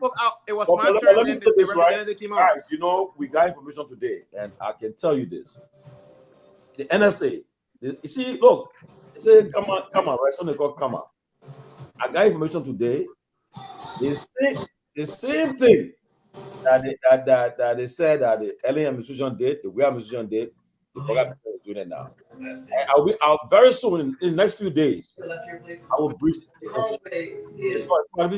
Mute, man. At Schwab, how I choose to invest. Yeah. All right, I'm gonna mute everybody. In a very few days. Sorry, Peabody. Didn't mean to mute them. I'll bring the documents there where the active Minister of Finance wrote the controller at NSA to move money to the NSA budget. I got that information today from somebody closely at the central bank and at NSA. My source, and I will be talking here. The same thing that they accused Ellen were doing, we are doing. They're doing the same thing now. In fact, the controller was there. What the guy name? I'll think I wrote it. I'll get it ready for the discussion. They're removing, but they are removing money from the central bank to the Minister of Finance ordering to NSA budget. They're moving funds already, and we expose the acting Minister of Finance who did that, who did that instruction, and we'll call President Worker to either investigate him or fire him because it's completely against. Is alleged that money was a transfer? It's not alleged. They got documentation that I'll be. It is alleged. Somebody can run anything and please it off. Give me the documents. People can run anything. And nobody can run anything on sheet. No. When we produce the document, we'll make it public. We'll carry it with the media public. Of the document. Transfer money from where to where? Asking for Minister of Finance asking for money for the central bank to move it to NSA account. Yes. But what I'm talking about the document. We'll come with it. I don't want to let you guys know. So but too many, we need to understand clearly here. Yeah. And one person that would say this. Yeah. The man that for to move money from the Ministry of Finance to NSA account. Exactly. If it is requested, as to what you're saying, that's a regular process. Right? No, not regular process. I come in 1 minute. Go ahead. If that happens, But how they do it? Institutions that has been funded by the national budget. Your government power, right? The NSA is a government institution that has been funded by the national budget. It's a very important institution in terms of running our national security. They are the SPA, our major SPA institution, right? Well, so if money is being moved to the NSA budget via the national budget, it's nothing criminal. It's nothing wrong. I disagree with you. Because you look at the audit, that the Minister of Finance was running around with, that was the point where the money was removed from the central bank. What you need to do for your source, your source need to tell you. Give me the documents and it will tell you. When this transfer was done. Because number one, what you need to ask your source. Let me ask you the question quickly. Does the national budget support the NSA? Of course. Then why should we be asking the kind of question? But to answer your question, so it's not the right way to do it. The thing here is professionals who have been handling it and they tell you say it's a judge. It is wrong. These are professionals working in the institution. Judge, this is wrong. It should be, this is not how it should be done. They're the same thing that they accused the Eddie Johnson administration. Your administration was doing the same thing, and now they are doing the exact same thing. But Tomalin, so Pewee. I would say, what is the validity of that document? What do you mean validity? When I bring forward, then you have a validity. Why nobody can write anything? I will join you guys. I will join you guys in the card. The signature, of course, right? The food signature, right? I beg you. Abu, until the document is provided, I think then you can request the validity of the document. But until then, I think my only concern here is every institution, like Pewee was trying to say, the process and procedures as to obtaining and the desire and the reason for which those funds are being requested. It should be stated clearly, and hopefully it is stated on the document that Tomalin is stating. Then we can go here and verify that. If it is stated on if it is not clear, how you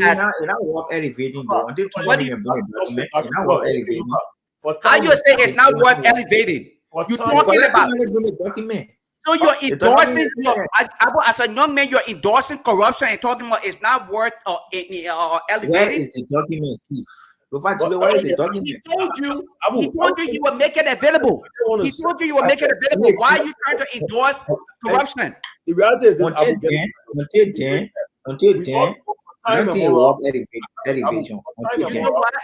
Abu,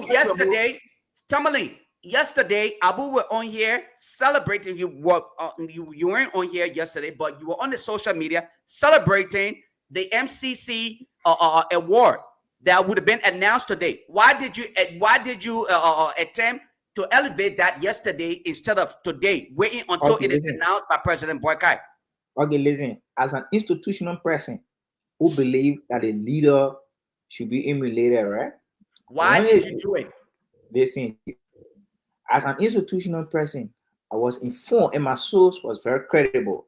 I communicated with folks on a platform whose name will be withheld. Reason because I believe in confidentiality. The government of Liberia yesterday was contacted that you have been qualified for MCC Compact. And as an institutional person, I'm not a spokesperson of the government. I waited on today. The government spoke on it. So I'm free. I'm at liberty to speak on it. People from your institution were out there revealing this information to the public without providing detail as to what this is. Tomalin did not tell you that he told you that he is in contact with information that will provide these details. He did not say this is what I have in my possession. He said I am in contact with someone who will provide this information, okay, and then he will detail it. So what is your objection? My objection is, or my contention is, until that document can be displayed, I don't think it was elevating. That's what I said. Okay. Oh, okay. I agree. What I'm trying to tell you, Abu, is that honestly, from time immemorial, we know that the administrations, what they do, they've been doing the operation through NSA. That's why when President Baka announced the other NSA, he cut it off quick because he was warned that, if as I will do our movement or cash, don't try it. That's why they cut it off. And now the exact thing they were accusing the two administrations of, that's what they are doing right now. And we'll produce the evidence. We'll produce it on the show. We'll show it. It will be in the public. We'll put it up here. And we'll... What? Yeah. I'm putting the car. But quickly, I just got information. We'll be bringing somebody here next week who will break down the MCC, how that compact works. And why this? I bring somebody who will break it down, right? But let me say this. Let me say this. I'm a nationalist. I'm a patriot. I welcome some money for Liberia, exactly. Right? We'll welcome for that pass. I give credit to the we administration, especially the government who his team. They work hard to make this happen. Oh yes, he passed twice. I passed twice in a row consecutively. And then this year, UP dropped. Your pass, the government pass, but they dropped from where Liberia, where we are in 2020. Because of what we inherited now. Because of what we inherited. Right. On governance, I think on good governance. And the economy will not perform on we are. Well, you know, now the people crying now in Liberia, the people crying for support. Who crying? The Liberian people crying, but what happened? But given what we inherited, people money. Given what we inherited. Our reporter will be all in the town, being Liberians, but the holiday, how they feel about the holiday. And you will hear from Liberians, they will tell you exactly how they feel about the holiday. You'll be interviewing them. Too money. It will be very sensitive from my part, to not be condition of the father. Hold on, go ahead. What the only you taking people? Nobody can take some calls. Quick, go, yeah. Go ahead, callers. Go ahead, call. Thank you, Tomalin. This is Abraham Conner. Respect, Abu. No respect. You don't know, Abu. Don't be childish on this platform. When you get on this platform, don't be disruptive. People come on this platform, serious-minded people, and they articulate logical things. You got to learn to respect people when they come here. If you decide to propound or fight the Unity Party fight, I think it'll be prudent to establish your own platform. I stated it and I will continue to state it. This platform, two of your officials were original members of the platform. In fact, three. Lamin Garguah, who is your ombudsman today, he was on this platform. He was never called an opposition platform during CDC's time. Your public work minister, Roland Giddings, he was on this platform. Jackie McCabe, in fact, she was one of the original of this platform. She was here, and nobody called this platform an opposition platform. But this is the political gimmick of the Unity Party.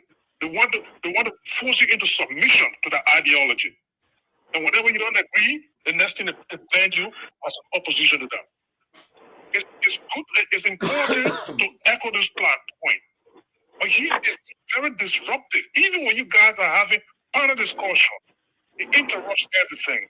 I don't think it's a good thing. People need to listen to logical things. We don't have a problem listening to you are fighting the Unity Party cause here. That's the right thing to do, but don't be disruptive and then be condescending. You use the word condescending. I don't know how much well you know the meaning of that. The fact that you're interrupting people is just condescending because you're disrespecting them. I don't think that's the right thing to do. That's beside point. I think it was important for me to air that.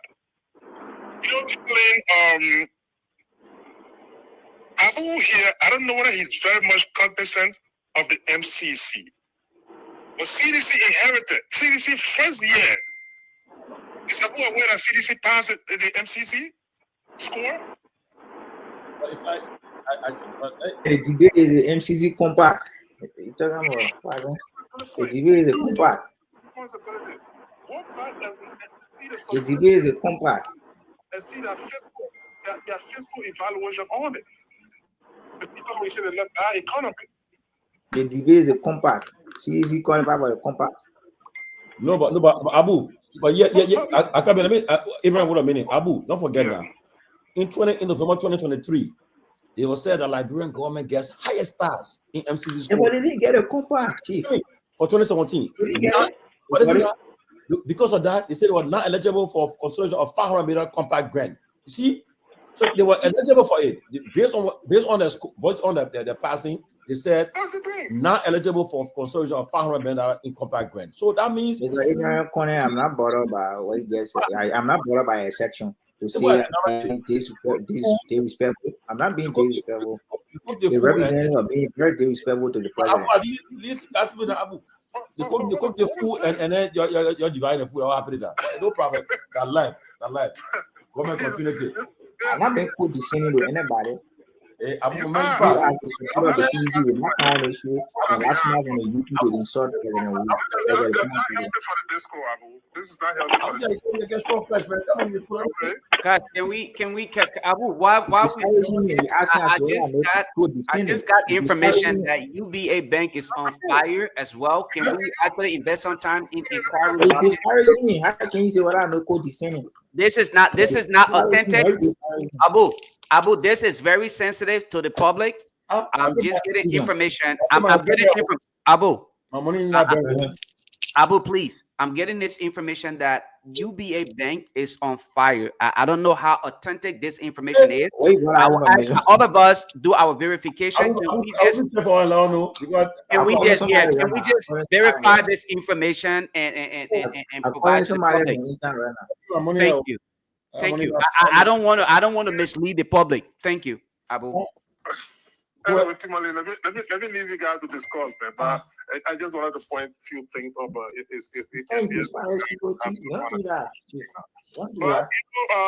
The judge also, Abu, you are.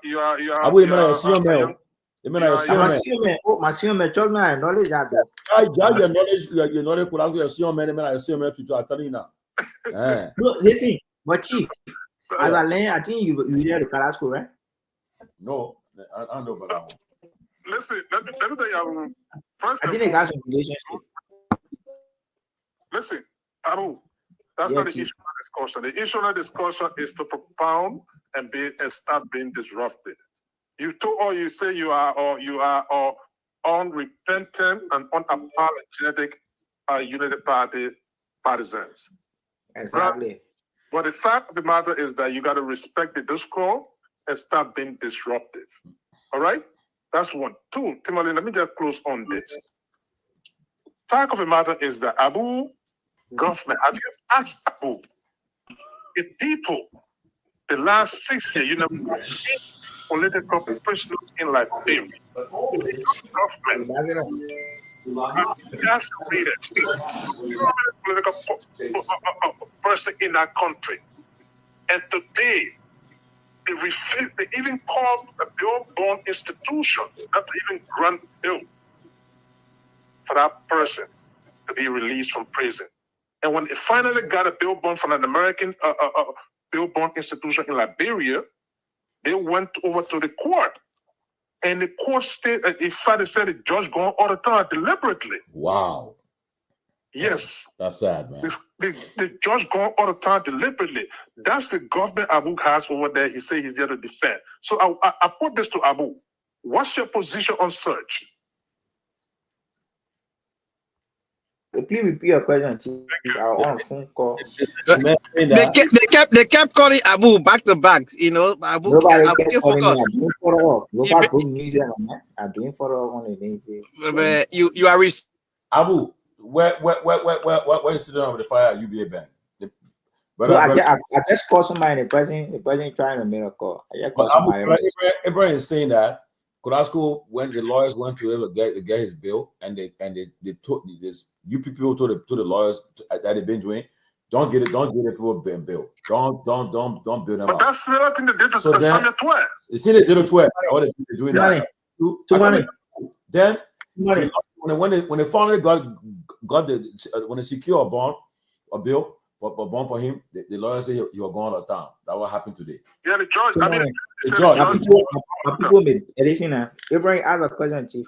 My people may beat. They will beat on me for this, right? But Carrasco and our relationship come a long way. very intentional about reciprocating all of the respect you have accorded me in time past. I don't want to speak on a matter. So, but you will not condemn what is doing. You can't talk. I don't want to speak on that matter. You're not condemn. So you can't condemn me. So you're not a true friend. I will not speak on that matter. That was another one. Okay. The Mary want MPA picture to cut. Yeah, but our laws are very clear, basically, to the issue about granting bail bond and the rest of that. And I know about the jurisprudence. These are biddable. They're very biddable, yeah. And then they should be accorded. You at the law school at the Delaware School of Law, so that's why I see why. So at the process that we engage in these things, I believe the government through the county attorney of Mosurado, I don't know the city court of which of the issue, but the Minister of Justice will show here that this guy accorded proper justice in keeping with our laws. It's very important. If it is not biddable, that is understandable. But if it is biddable, I don't think. Now, again, there are conditions in legal processes that I believe that we can have some biddable offense and still keep people behind bars. Meaning, if they are flat race or they are threat to themselves or to the public. But none of those. None of those apply to Carrasco. None of those apply to him. He's not threat to himself. He's not threat to the public. He's not fat rich. So basically, there's absolutely no reason why he should not be granted bail bond. I'm calling on the judge, either the Monrovia City Court, to exercise due professionalism here and allow the law to apply and be applied, and allow the young man to be bailed and the rest of the folks. Now, we just calling Carrasco. There are other folks that are also there. We need to also talk about them and project the issue about their news so that they will be allowed bail bond. If there is one for them, then they will be out and then pending the arraignment of the case in court. Now, we understand litigation is a very tedious, systematic process. The entire litigation process, this is just the phase of the charges and then being arraigned, placed behind bar, the bail process. Then from there, we arrange the entire issue as to how the process is going to unfold. But now, to ensure to the public and to the outsiders that our country is a country that is inconsistent with the standing of the rule of law, it is hereby important that those actors, the judicial actors in this role, will have to allow and call justice to whosoever, the rich, the poor, the middle class, and whatsoever. That was the justice is blind. And the intent is that we show that our judicial system is in accordance with our legal processes and the rest of that. So I hope tomorrow they should be placed on bail bond. If the bail bond already been filed, the secure, if it is through the insurance company or through the process that they push in front of the honorable judge or the magistrate, whatsoever the case may be. We hope that tomorrow we come to some finality on this process. Then we look forward to the proper case beginning, and then we're going to move through the system. But listen, Abu, let me say this in this country. We always have, and I wouldn't joke about this process. We always have the process about ensuring a different kind of a government. And that's what sometimes also be very objective, right? What is being done to Carrasco and the rest of the folks behind bar currently, it is wrong. If there's bail bond being filed and all of what I've just named, none of those fit into the process. There's no need of holding that. But past government have done the same. And I think this is just a cycle we find ourselves in. Too many past governments sometimes deliberately will hold certain individuals in jail because they don't want them out. They play politics with the judges or the magistrate, if you will. They will sometimes tell the magistrate to deliberately switch his or her form off, or sometimes ask the magistrate to deliberately call out to not go to work that day, because that day is supposed to be on a Friday, and they ask the judge, stay clear of the court, don't appear here today. And the judge will deliberately. And under those circumstances, I believe those judges can sometimes be instructed to do so. on the most serious note, and they will stay clear of the vicinity, and then the individual will be sent to jail. Hopefully on sometime late on the Thursday or Friday evening, right? They send them to jail Friday. You have to sleep there Friday. You sleep there Saturday. You sleep on Sunday. Then the hope is that they believe that once you go to jail, and then they begin the process. If it is not even clear, if they don't want you off for like 1 week or 2 weeks, they will play the game with the judge or the magistrate. That magistrate, trust me, when he appear in the court, he will appear in his chambers to ensure that he signed and then endorsed that process to relieve you from solving. So it's been a systematic process. We've been tampering that miscarriage of justice. It's a blatant miscarriage of justice, and that is wrong. But Pewee, that's forward. Pewee, that's very bad. That's very bad, and it is bad. It's a very deliberate act. It is deliberate. If we are students of history, we know that that's all the reasons that led to the civil crisis. All these things. These things, the way people are, the miscarriage of justice, people taking advantage of people, okay, and that's something that we all got to condemn. Moreover, like I said earlier at the beginning of the show, it comes to our attention, and I will take this up with the Minister of Information and the press secretary to the president. These are people I know personally. I will take it with them that journalists have been barred from attending certain press conferences. Only the people that are being allowed are Spoon, ELBC, and Cool FM. Oh, yeah. FM because it's connected to the president. They've been very deliberate too on that. And Spoon because of the role they've been playing as they're doing election. Spoon being very critical about God. I beg you, but like get on the surface. What happened, right? We know what happened. Don't forget, we got people that get information. And then ELBC, of course. And it's getting to the point where it's sad. And we'll call them out if they continue to do it. Everybody will take that posture, and the last thing you want to hear, people, the press coming down on the government, where they start to pick the government bad up there. If they start to do that, you want to have people coming to Liberia easily. For example, yesterday what happened, right? You saw the front page Africa story yesterday. Yep. Come on, live bullet. So it's a story. If I'm an investor, you think I can put money in Liberia? No. That story is but as Nigeria carrying the story, BBC carrying the story, Scotty, the government carrying the story. I stay my front page. Front page is I respect them. They are credible people. I respected them. What they said, they always come to the fact. The police. Sometimes they stop just some information. So I would not say that. And I wouldn't sit here and just say what was front page. I take front page seriously. Front page is serious. Even as Nigeria, but Timani, I didn't have a chance to speak on this matter when they. I didn't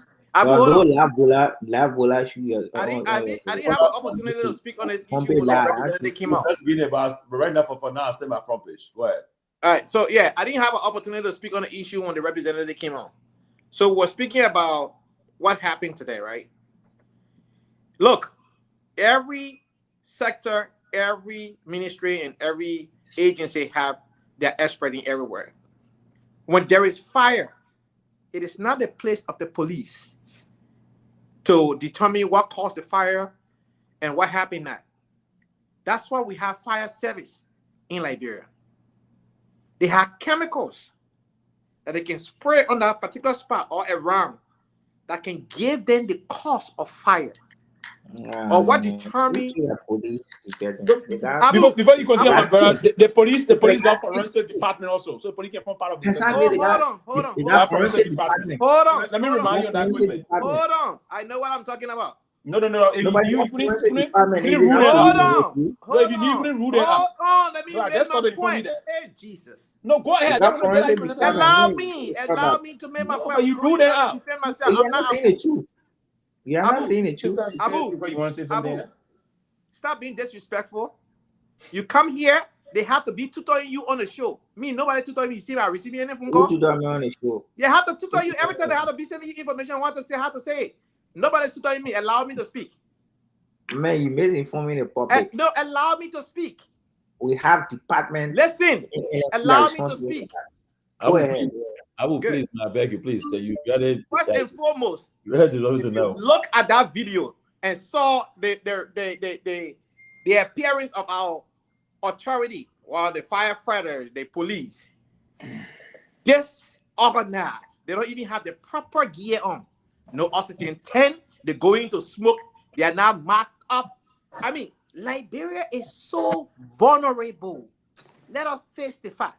For a nation that is 177 years old, in this 21st technological economy, wherein the capital building have no CCTV service, I mean, where are we going?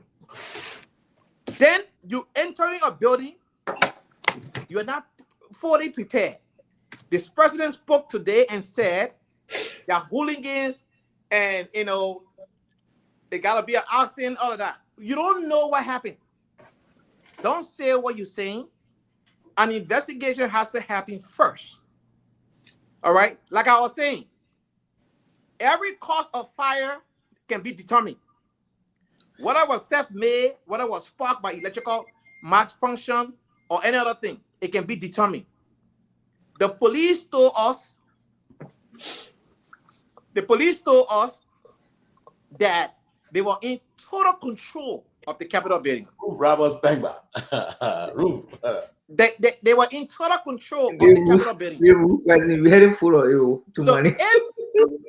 if they were in total control of the building, how does calling Kalasco or calling Sakfoko or the rest of the other people to clarify statements, Sakfoko's statement had to be clarified? How does that help the fact that they were in total control? They were getting it wrong. Carrasco was not confronted by the police. No. You didn't hear me, but you didn't understand me. I said asking Sakfoko to clarify. That's what I said. I didn't say Kalasco.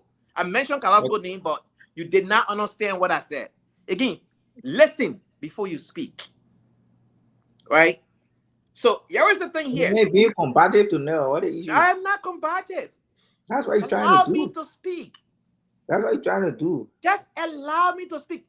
I'm trying to give you instruction. Because listen, I'm not being tutored by nobody to speak here. I'm speaking for myself.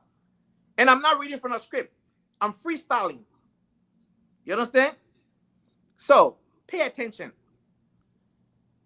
With the whole fire circumstances, first and foremost, I want to condemn the act.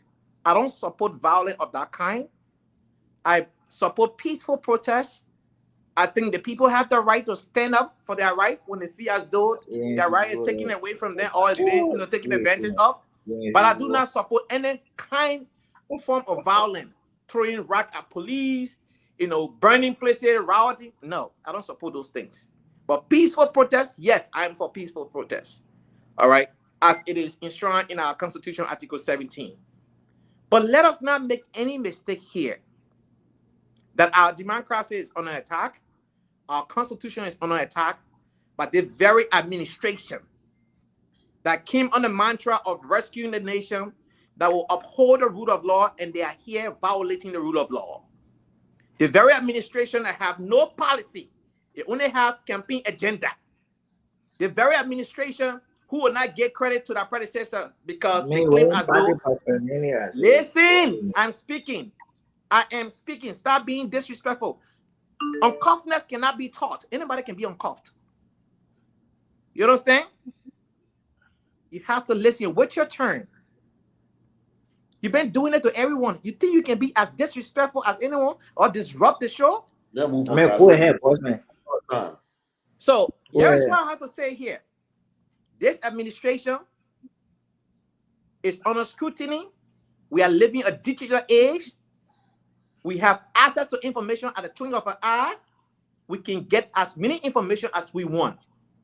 If this administration wants to play like back in the 80s and 90s and early 2000s, the time has gone. Many Liberians have access to information now. The war has become a global village. Invest into national security, having CCTV camera everywhere, having a system in place, having VDI, having command center for police officers to be able to properly communicate, give them the rightful gear to fight fire and all of the different things. Look at our fire truck. The fire truck don't even have a station to reach up there. The water could not even reach to the place. You understand? So again, I was looking at the fire truck. The water pressure couldn't even. The water is how the guy helped them out. A whole nation. Liberia is so vulnerable. Imagine. So, what we have to say here tonight is that thank God that there was no fatality, nobody died. But people are living by the mercy of God in Liberia. By the mercy. Look at this kind of thing happening to a nation that is 177 years old. So I will end on the MCC thing. This administration celebrating Georgia hard work and fail in the rule of law. Rule of law that is an agenda of the Unity Party. The MCC scorecard say you fail, you flunk on the MCC scorecard. Next year, we'll wait to see your performance on the rule of law. We want to see that because I will be looking for the rule of law. You can have that 500. Yes, what we'll do. When we're coming back here next time, we will provide how a country can obtain the MCC grant, the Millennium Challenge Compact. How a country can get qualified. So, you know how many times Sierra Leone have received that money? More than 3 times. Our next door neighbor, Sierra Leone. They have received that money more than 3 times. 3 times? I said more than 3 times. More than 3 times? Can you name them for us? I'm telling you. Can you name it for us? I don't want to miss the years, but they received it more than 3 times. If you don't want to put it, you said more than. Yeah, I said more than 3 times. That's not true. So then took it 2 times. I said more than 3 times. 2 times. And also, this is our second time taking the Liberia. Liberia got it on Ellen Josie selling $257 million. That's why I said this is our second time also coming to take it. Yeah. So they got it 2 times. Sierra Leone got it more than 3 times. I will give you my information. Anthony, no, if I'm wrong, I will come back here and say I was wrong. I'm not proud to say I'm wrong. Pewee, we are all human. No, that's why I just talked to for your information, Anthony, the MCC goal is to reduce poverty. Right? It's to reduce poverty. Listen, my man, don't educate me on MCC. I know what MCC is. Yeah, but you don't know. You think you can get win MCC the first year when you pass it? No, you gotta be consistent. And we administration wanted 2 years in row. They did not receive the prior year. They did not pass. Prior year, they did not pass. That's the reason why they did not receive the money. So they will receive this administration received the money because of the 2 passing of the we administration. Now no. Let me provide this for you again. You don't have to be consistent. If whenever you pass, you are considered you in the threshold to receive. You can be selected or not selected. You don't have to pass back to back. No. You don't have to pass back to back. There's conditions there are countries condition not get passing does not automatically give you the money. When you pass, there are countries that are there in the threshold. There are conditions you must meet to receive the money. But the conditions are there for you. The condition is when you pass, you set to get it. But not that, it doesn't mean when you pass, you're going to get it. That's what I'm saying. I said when you pass, does not necessarily mean you're getting the money. That condition have to be met. Actually, you're correct. But it does not mean you have to pass back to back. So hold on. You don't have to pass. You don't have to pass back to back. Is the Guar administration receiving this money because of their passing? Listen to me. Let me say this to you. You don't have to pass back to back to be qualified for the money. Actually, no. You don't have to. If you pass, you met that threshold process. Our privilege to visit the MCC headquarters. We have discussion there with along the former Foreign Minister. So we have administration passed it 2 times. Anthony, you come here. They passed it 2 times. If that were the case, they would have given. But sometimes again, based on your availability, there's a pool of country in the metrics there. If you pass let's say 5 countries pass, and it's going to give to 3 countries. They select the countries, and it's based on your favorability rating of you in the process of how the MPC was doing. But yeah, part of the reason to pass, you have to pass the scorecard. But Pewee, and to pass the scorecard, no, Pewee, I want to disagree with what you just said. One process you have to meet. This $500 million is not just given to the Guar administration because they do so well. This $500 million is predicated upon. It's given to the country. It's going to the country. Huh? It's going to no, hold on, I'm not saying going back out pocket. I'm not saying that. Do you know the historic history of the MCC? You know the historic history of the MCC? Who you asking that question? I mean, I'm asking you the question because you arguing on something that you have no knowledge about. No, Abu, don't go there. We issue a disclaimer to the listen. No, you listen. Abu, issue a disclaimer to the section and you say you want to do just like you do, right? Pay attention. No, you have to pay attention, bossman. Listen, I know you like the sidetrack, right? when you come on the show, you have to be said spoon-fed. Listen, you have to be spoon-fed. I'm not like you. That is spoon-fed. You have to validate. You have to validate a session with substantial facts. You came. You said. Listen to me. Listen to me. Called the MCC compared 3 times. Provided they evidence. passed it 3 times. Let's say they got it 3 times. If I'm well, he wrong, said more than 3 times. Listen, my man. If I'm wrong, I don't mind taking my statement back. But listen. Stop distracting me. Let me finish. You're coming, right? Okay. Anthony, just finish quick. So we correct. So this whole MCC thing that you run your way, taking virtual lab whatnot, you didn't work as hard as other administration did to get to that point. All right. We are grateful that we're going to get that money. Hopefully, this administration use it for the rightful purpose. All right. $1 billion for Liberia today is not enough as a country. At least $2 billion or $3 billion will be enough. Look at our region. Almost all the countries in West Africa. National budget is 700 million. I said almost all the countries in West Africa. National budget is in the billion. You can't argue that one again. Almost all the countries in West Africa national budget is in the billion. Okay, guys. We want to look again, like I said earlier, to where that money and the good thing. I said I'll bring somebody else next week to talk about. I took the budget from 80 million to 500 million. I will remember. And now we are in 700. I will please. The thing is that the money they're talking about, so that money was coming around 2027. So you get it clear. 2025. And besides that, the next government that comes in 2029 will inherit that money too. Also, so Jallah, we inherited the 250 million from the early administration too. They inherited it too. Jallah, the next government coming in 2029, which will be the ANC-led government. We don't know. Or the LPP led government. It will be our government. ANC can win election yet. Look at trouble. Place. We are next in line, bro. 1% over 2%. The money, right? That money, the government, they put in their hands, though. And they put a very strong with that money. You identify projects, and then the people will fund it. That thing. But I don't say the money come in the hand. What a problem. No, man. I think it's like so, gentlemen, let me just get my gentlemen say good night. I just made my partner's money delegation for that compass, so he knows my go ahead, Pewee. Yeah, so basically, but just part of the conversation, right? But again, it's a good thing for the country.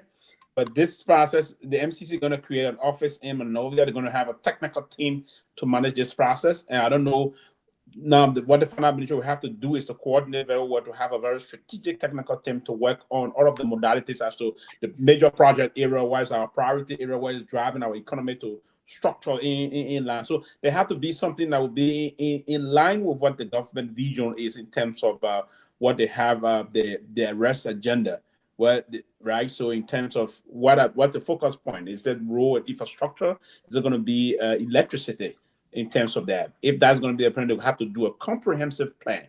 And that plan will be sent over to the compact office that are going to operate, and they're going to match some things up. You see, they were from this same plan, they push out to establish the road fund. When we established the road fund, they said we're going to match it data for data. They will raise this from the road fund. They were going to match it at that amount. That's what we did. And that intent for the road fund process was to do the road maintenance process, to allow us to raise some money on our own, because we need electricity, but we also need a road. So send the pump most of the money into electricity. They say, okay, create the road fund. That's what I said. Multiple section, but the people are lying. We match it data for data and the rest of that. That's one of the issues that are going to unfold. Moving forward. In terms of what yeah, but what I was saying, yes, I was lying. So this money is not going to go into Guar budget process. No, it's not going to go into it. It's going to be managed by some very smart Liberians. There's going to be an office coordinated for the government. But there's something that we should celebrate for the country. Thank you, what's the Tomalin for highlighting this comment. This is exactly what we're talking about. It's not just passing today. It's when they see you following certain criteria that they lay out, then they give you that grant to boost your economy. Every time you pass, you qualify to get the money. If you meet that, so every time you pass, you don't have to pass back to back. Every time you pass, you qualify to have the money. Good night, guys. Thank you, buddy. All right. So get your closing comments so we can leave, man. Abu, closing comment. 1 minute, please. 1 minute. Tomalin, as always, Yeah. man, it's good being here.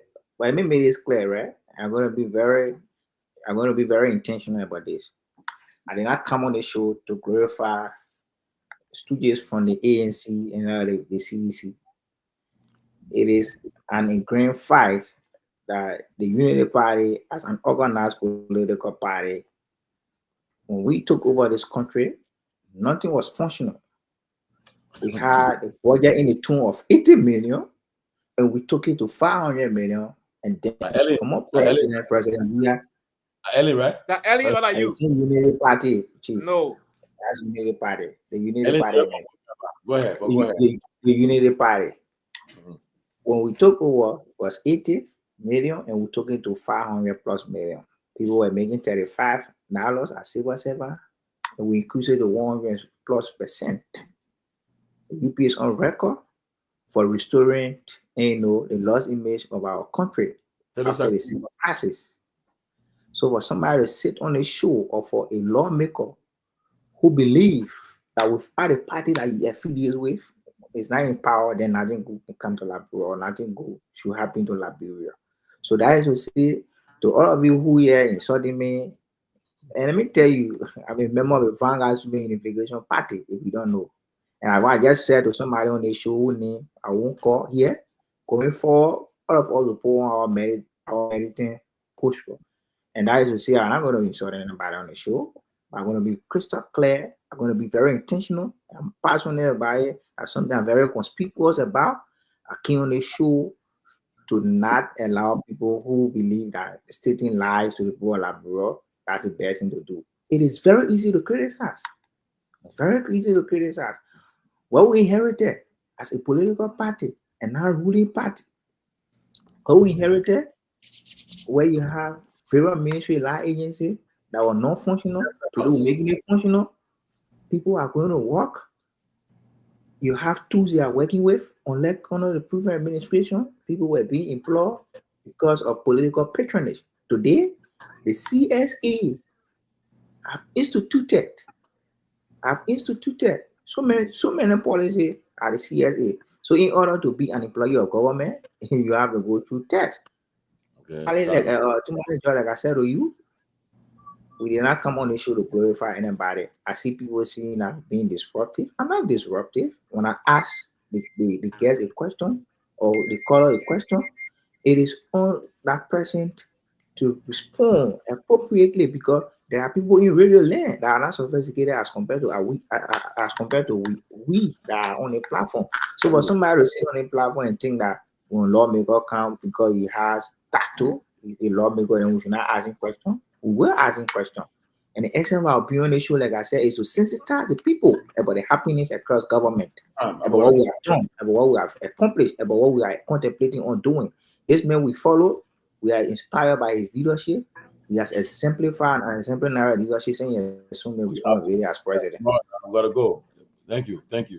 Anthony, 1 minute, please, 1 minute close. No problem, Tomalin. Instead of telling people say you are disciplined, let your actions show that you are disciplined. Your output. I work in a field that efforts. A good thing. It's good to show efforts. But you know what my area work look for? Results. You can show all your effort. If there's no result, you are wasting your time. Somebody else will take that job. That's it. We are looking for results as Liberian. We are sick and tired hearing we will soon be doing this, we will soon be doing that. This is the same thing that George Lobo and other people used to do. Oh, CDC is a future party. They are they're here to do this. When are you going to show our results? We are sick and tired of excuses. When you come here, you come with results. This administration came into office on day one. We almost lost the president. They said they were going to train 10,000 students in IT. They get 3 days. They say they're getting certification. They can't even find a job on their own. This current president, everywhere he went, he's just a role player. Putting at administrator, he will perform good at administrator. To run a country, that's a different ballgame. It's very complicated for him. They say he was swift. One of the supporter came here and said he was swift. Guess what? They offer 10 days ultimatum for those who have yet to declare the asset to do it. They have passed 10 days. And those people are still working, enjoying themselves. Tomalin, this man ruined the CPP. He came to the Liberian presidency, so chaos. For a complete 11 months, almost 12 months. All we have seen of Liberia is chaos. Chaos. Right now, many Liberians today, they are very afraid of what they are tonight. What's going to happen the next day and the following day going forward. Christmas right around the corner. And look at what they're seeing. No law and order in the country. This is very, very scary. Nobody want to be in the country where the festive season is on, but you worry about your safety. And this is what's happening, Tomalin. I want to say good night to our people. Thanks for following. Abu, you were speaking, see? Did I pray for Liberia? And Abu, be mindful, right? Say, be very careful how you talk to Ruth Roberts Pengba, that you're a big sister there. Yeah, be careful. She's not. You are calling her kid the other day. She's a big sister. And the man coming stooges tonight. Very careful, right? Where? She's a very nice person. But listen up, too money. You're dressing her. Too money. That comment, don't take it serious. That comment, like I did to the prophet already. We are political punish. We say things to get you off track. I didn't mean. Sure, boy. I didn't mean anything harmful. But except my single, except my apology. She's a very nice person. You better know her better. But Abu, look, Abu, I want to, but you be a bank. My yeah, trust me. I only learn. I just call Alice that because he live in town and told me go and get back. I got my account in that bank. I know my business money. Please, I beg you. I want to make sure my money is secure because America will got how to call it that.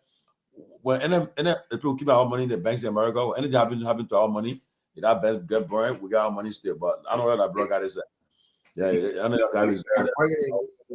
Yeah, but our money go get burned up in that vlow. Yeah. Our money, nothing with our money. But I beg you, let me know, man. All right. Okay, guys. All right. You guys, man. Thank you for following. We appreciate you guys. I love you all, yeah? You cost me as many as you want. But I'm not bought up. I'm already, I'm content. I'm already, I'm condone. I got it. I condone that. Nobody can scare me on this show. Nobody can scare me. I wish I was speaking in the intro of the CDC. People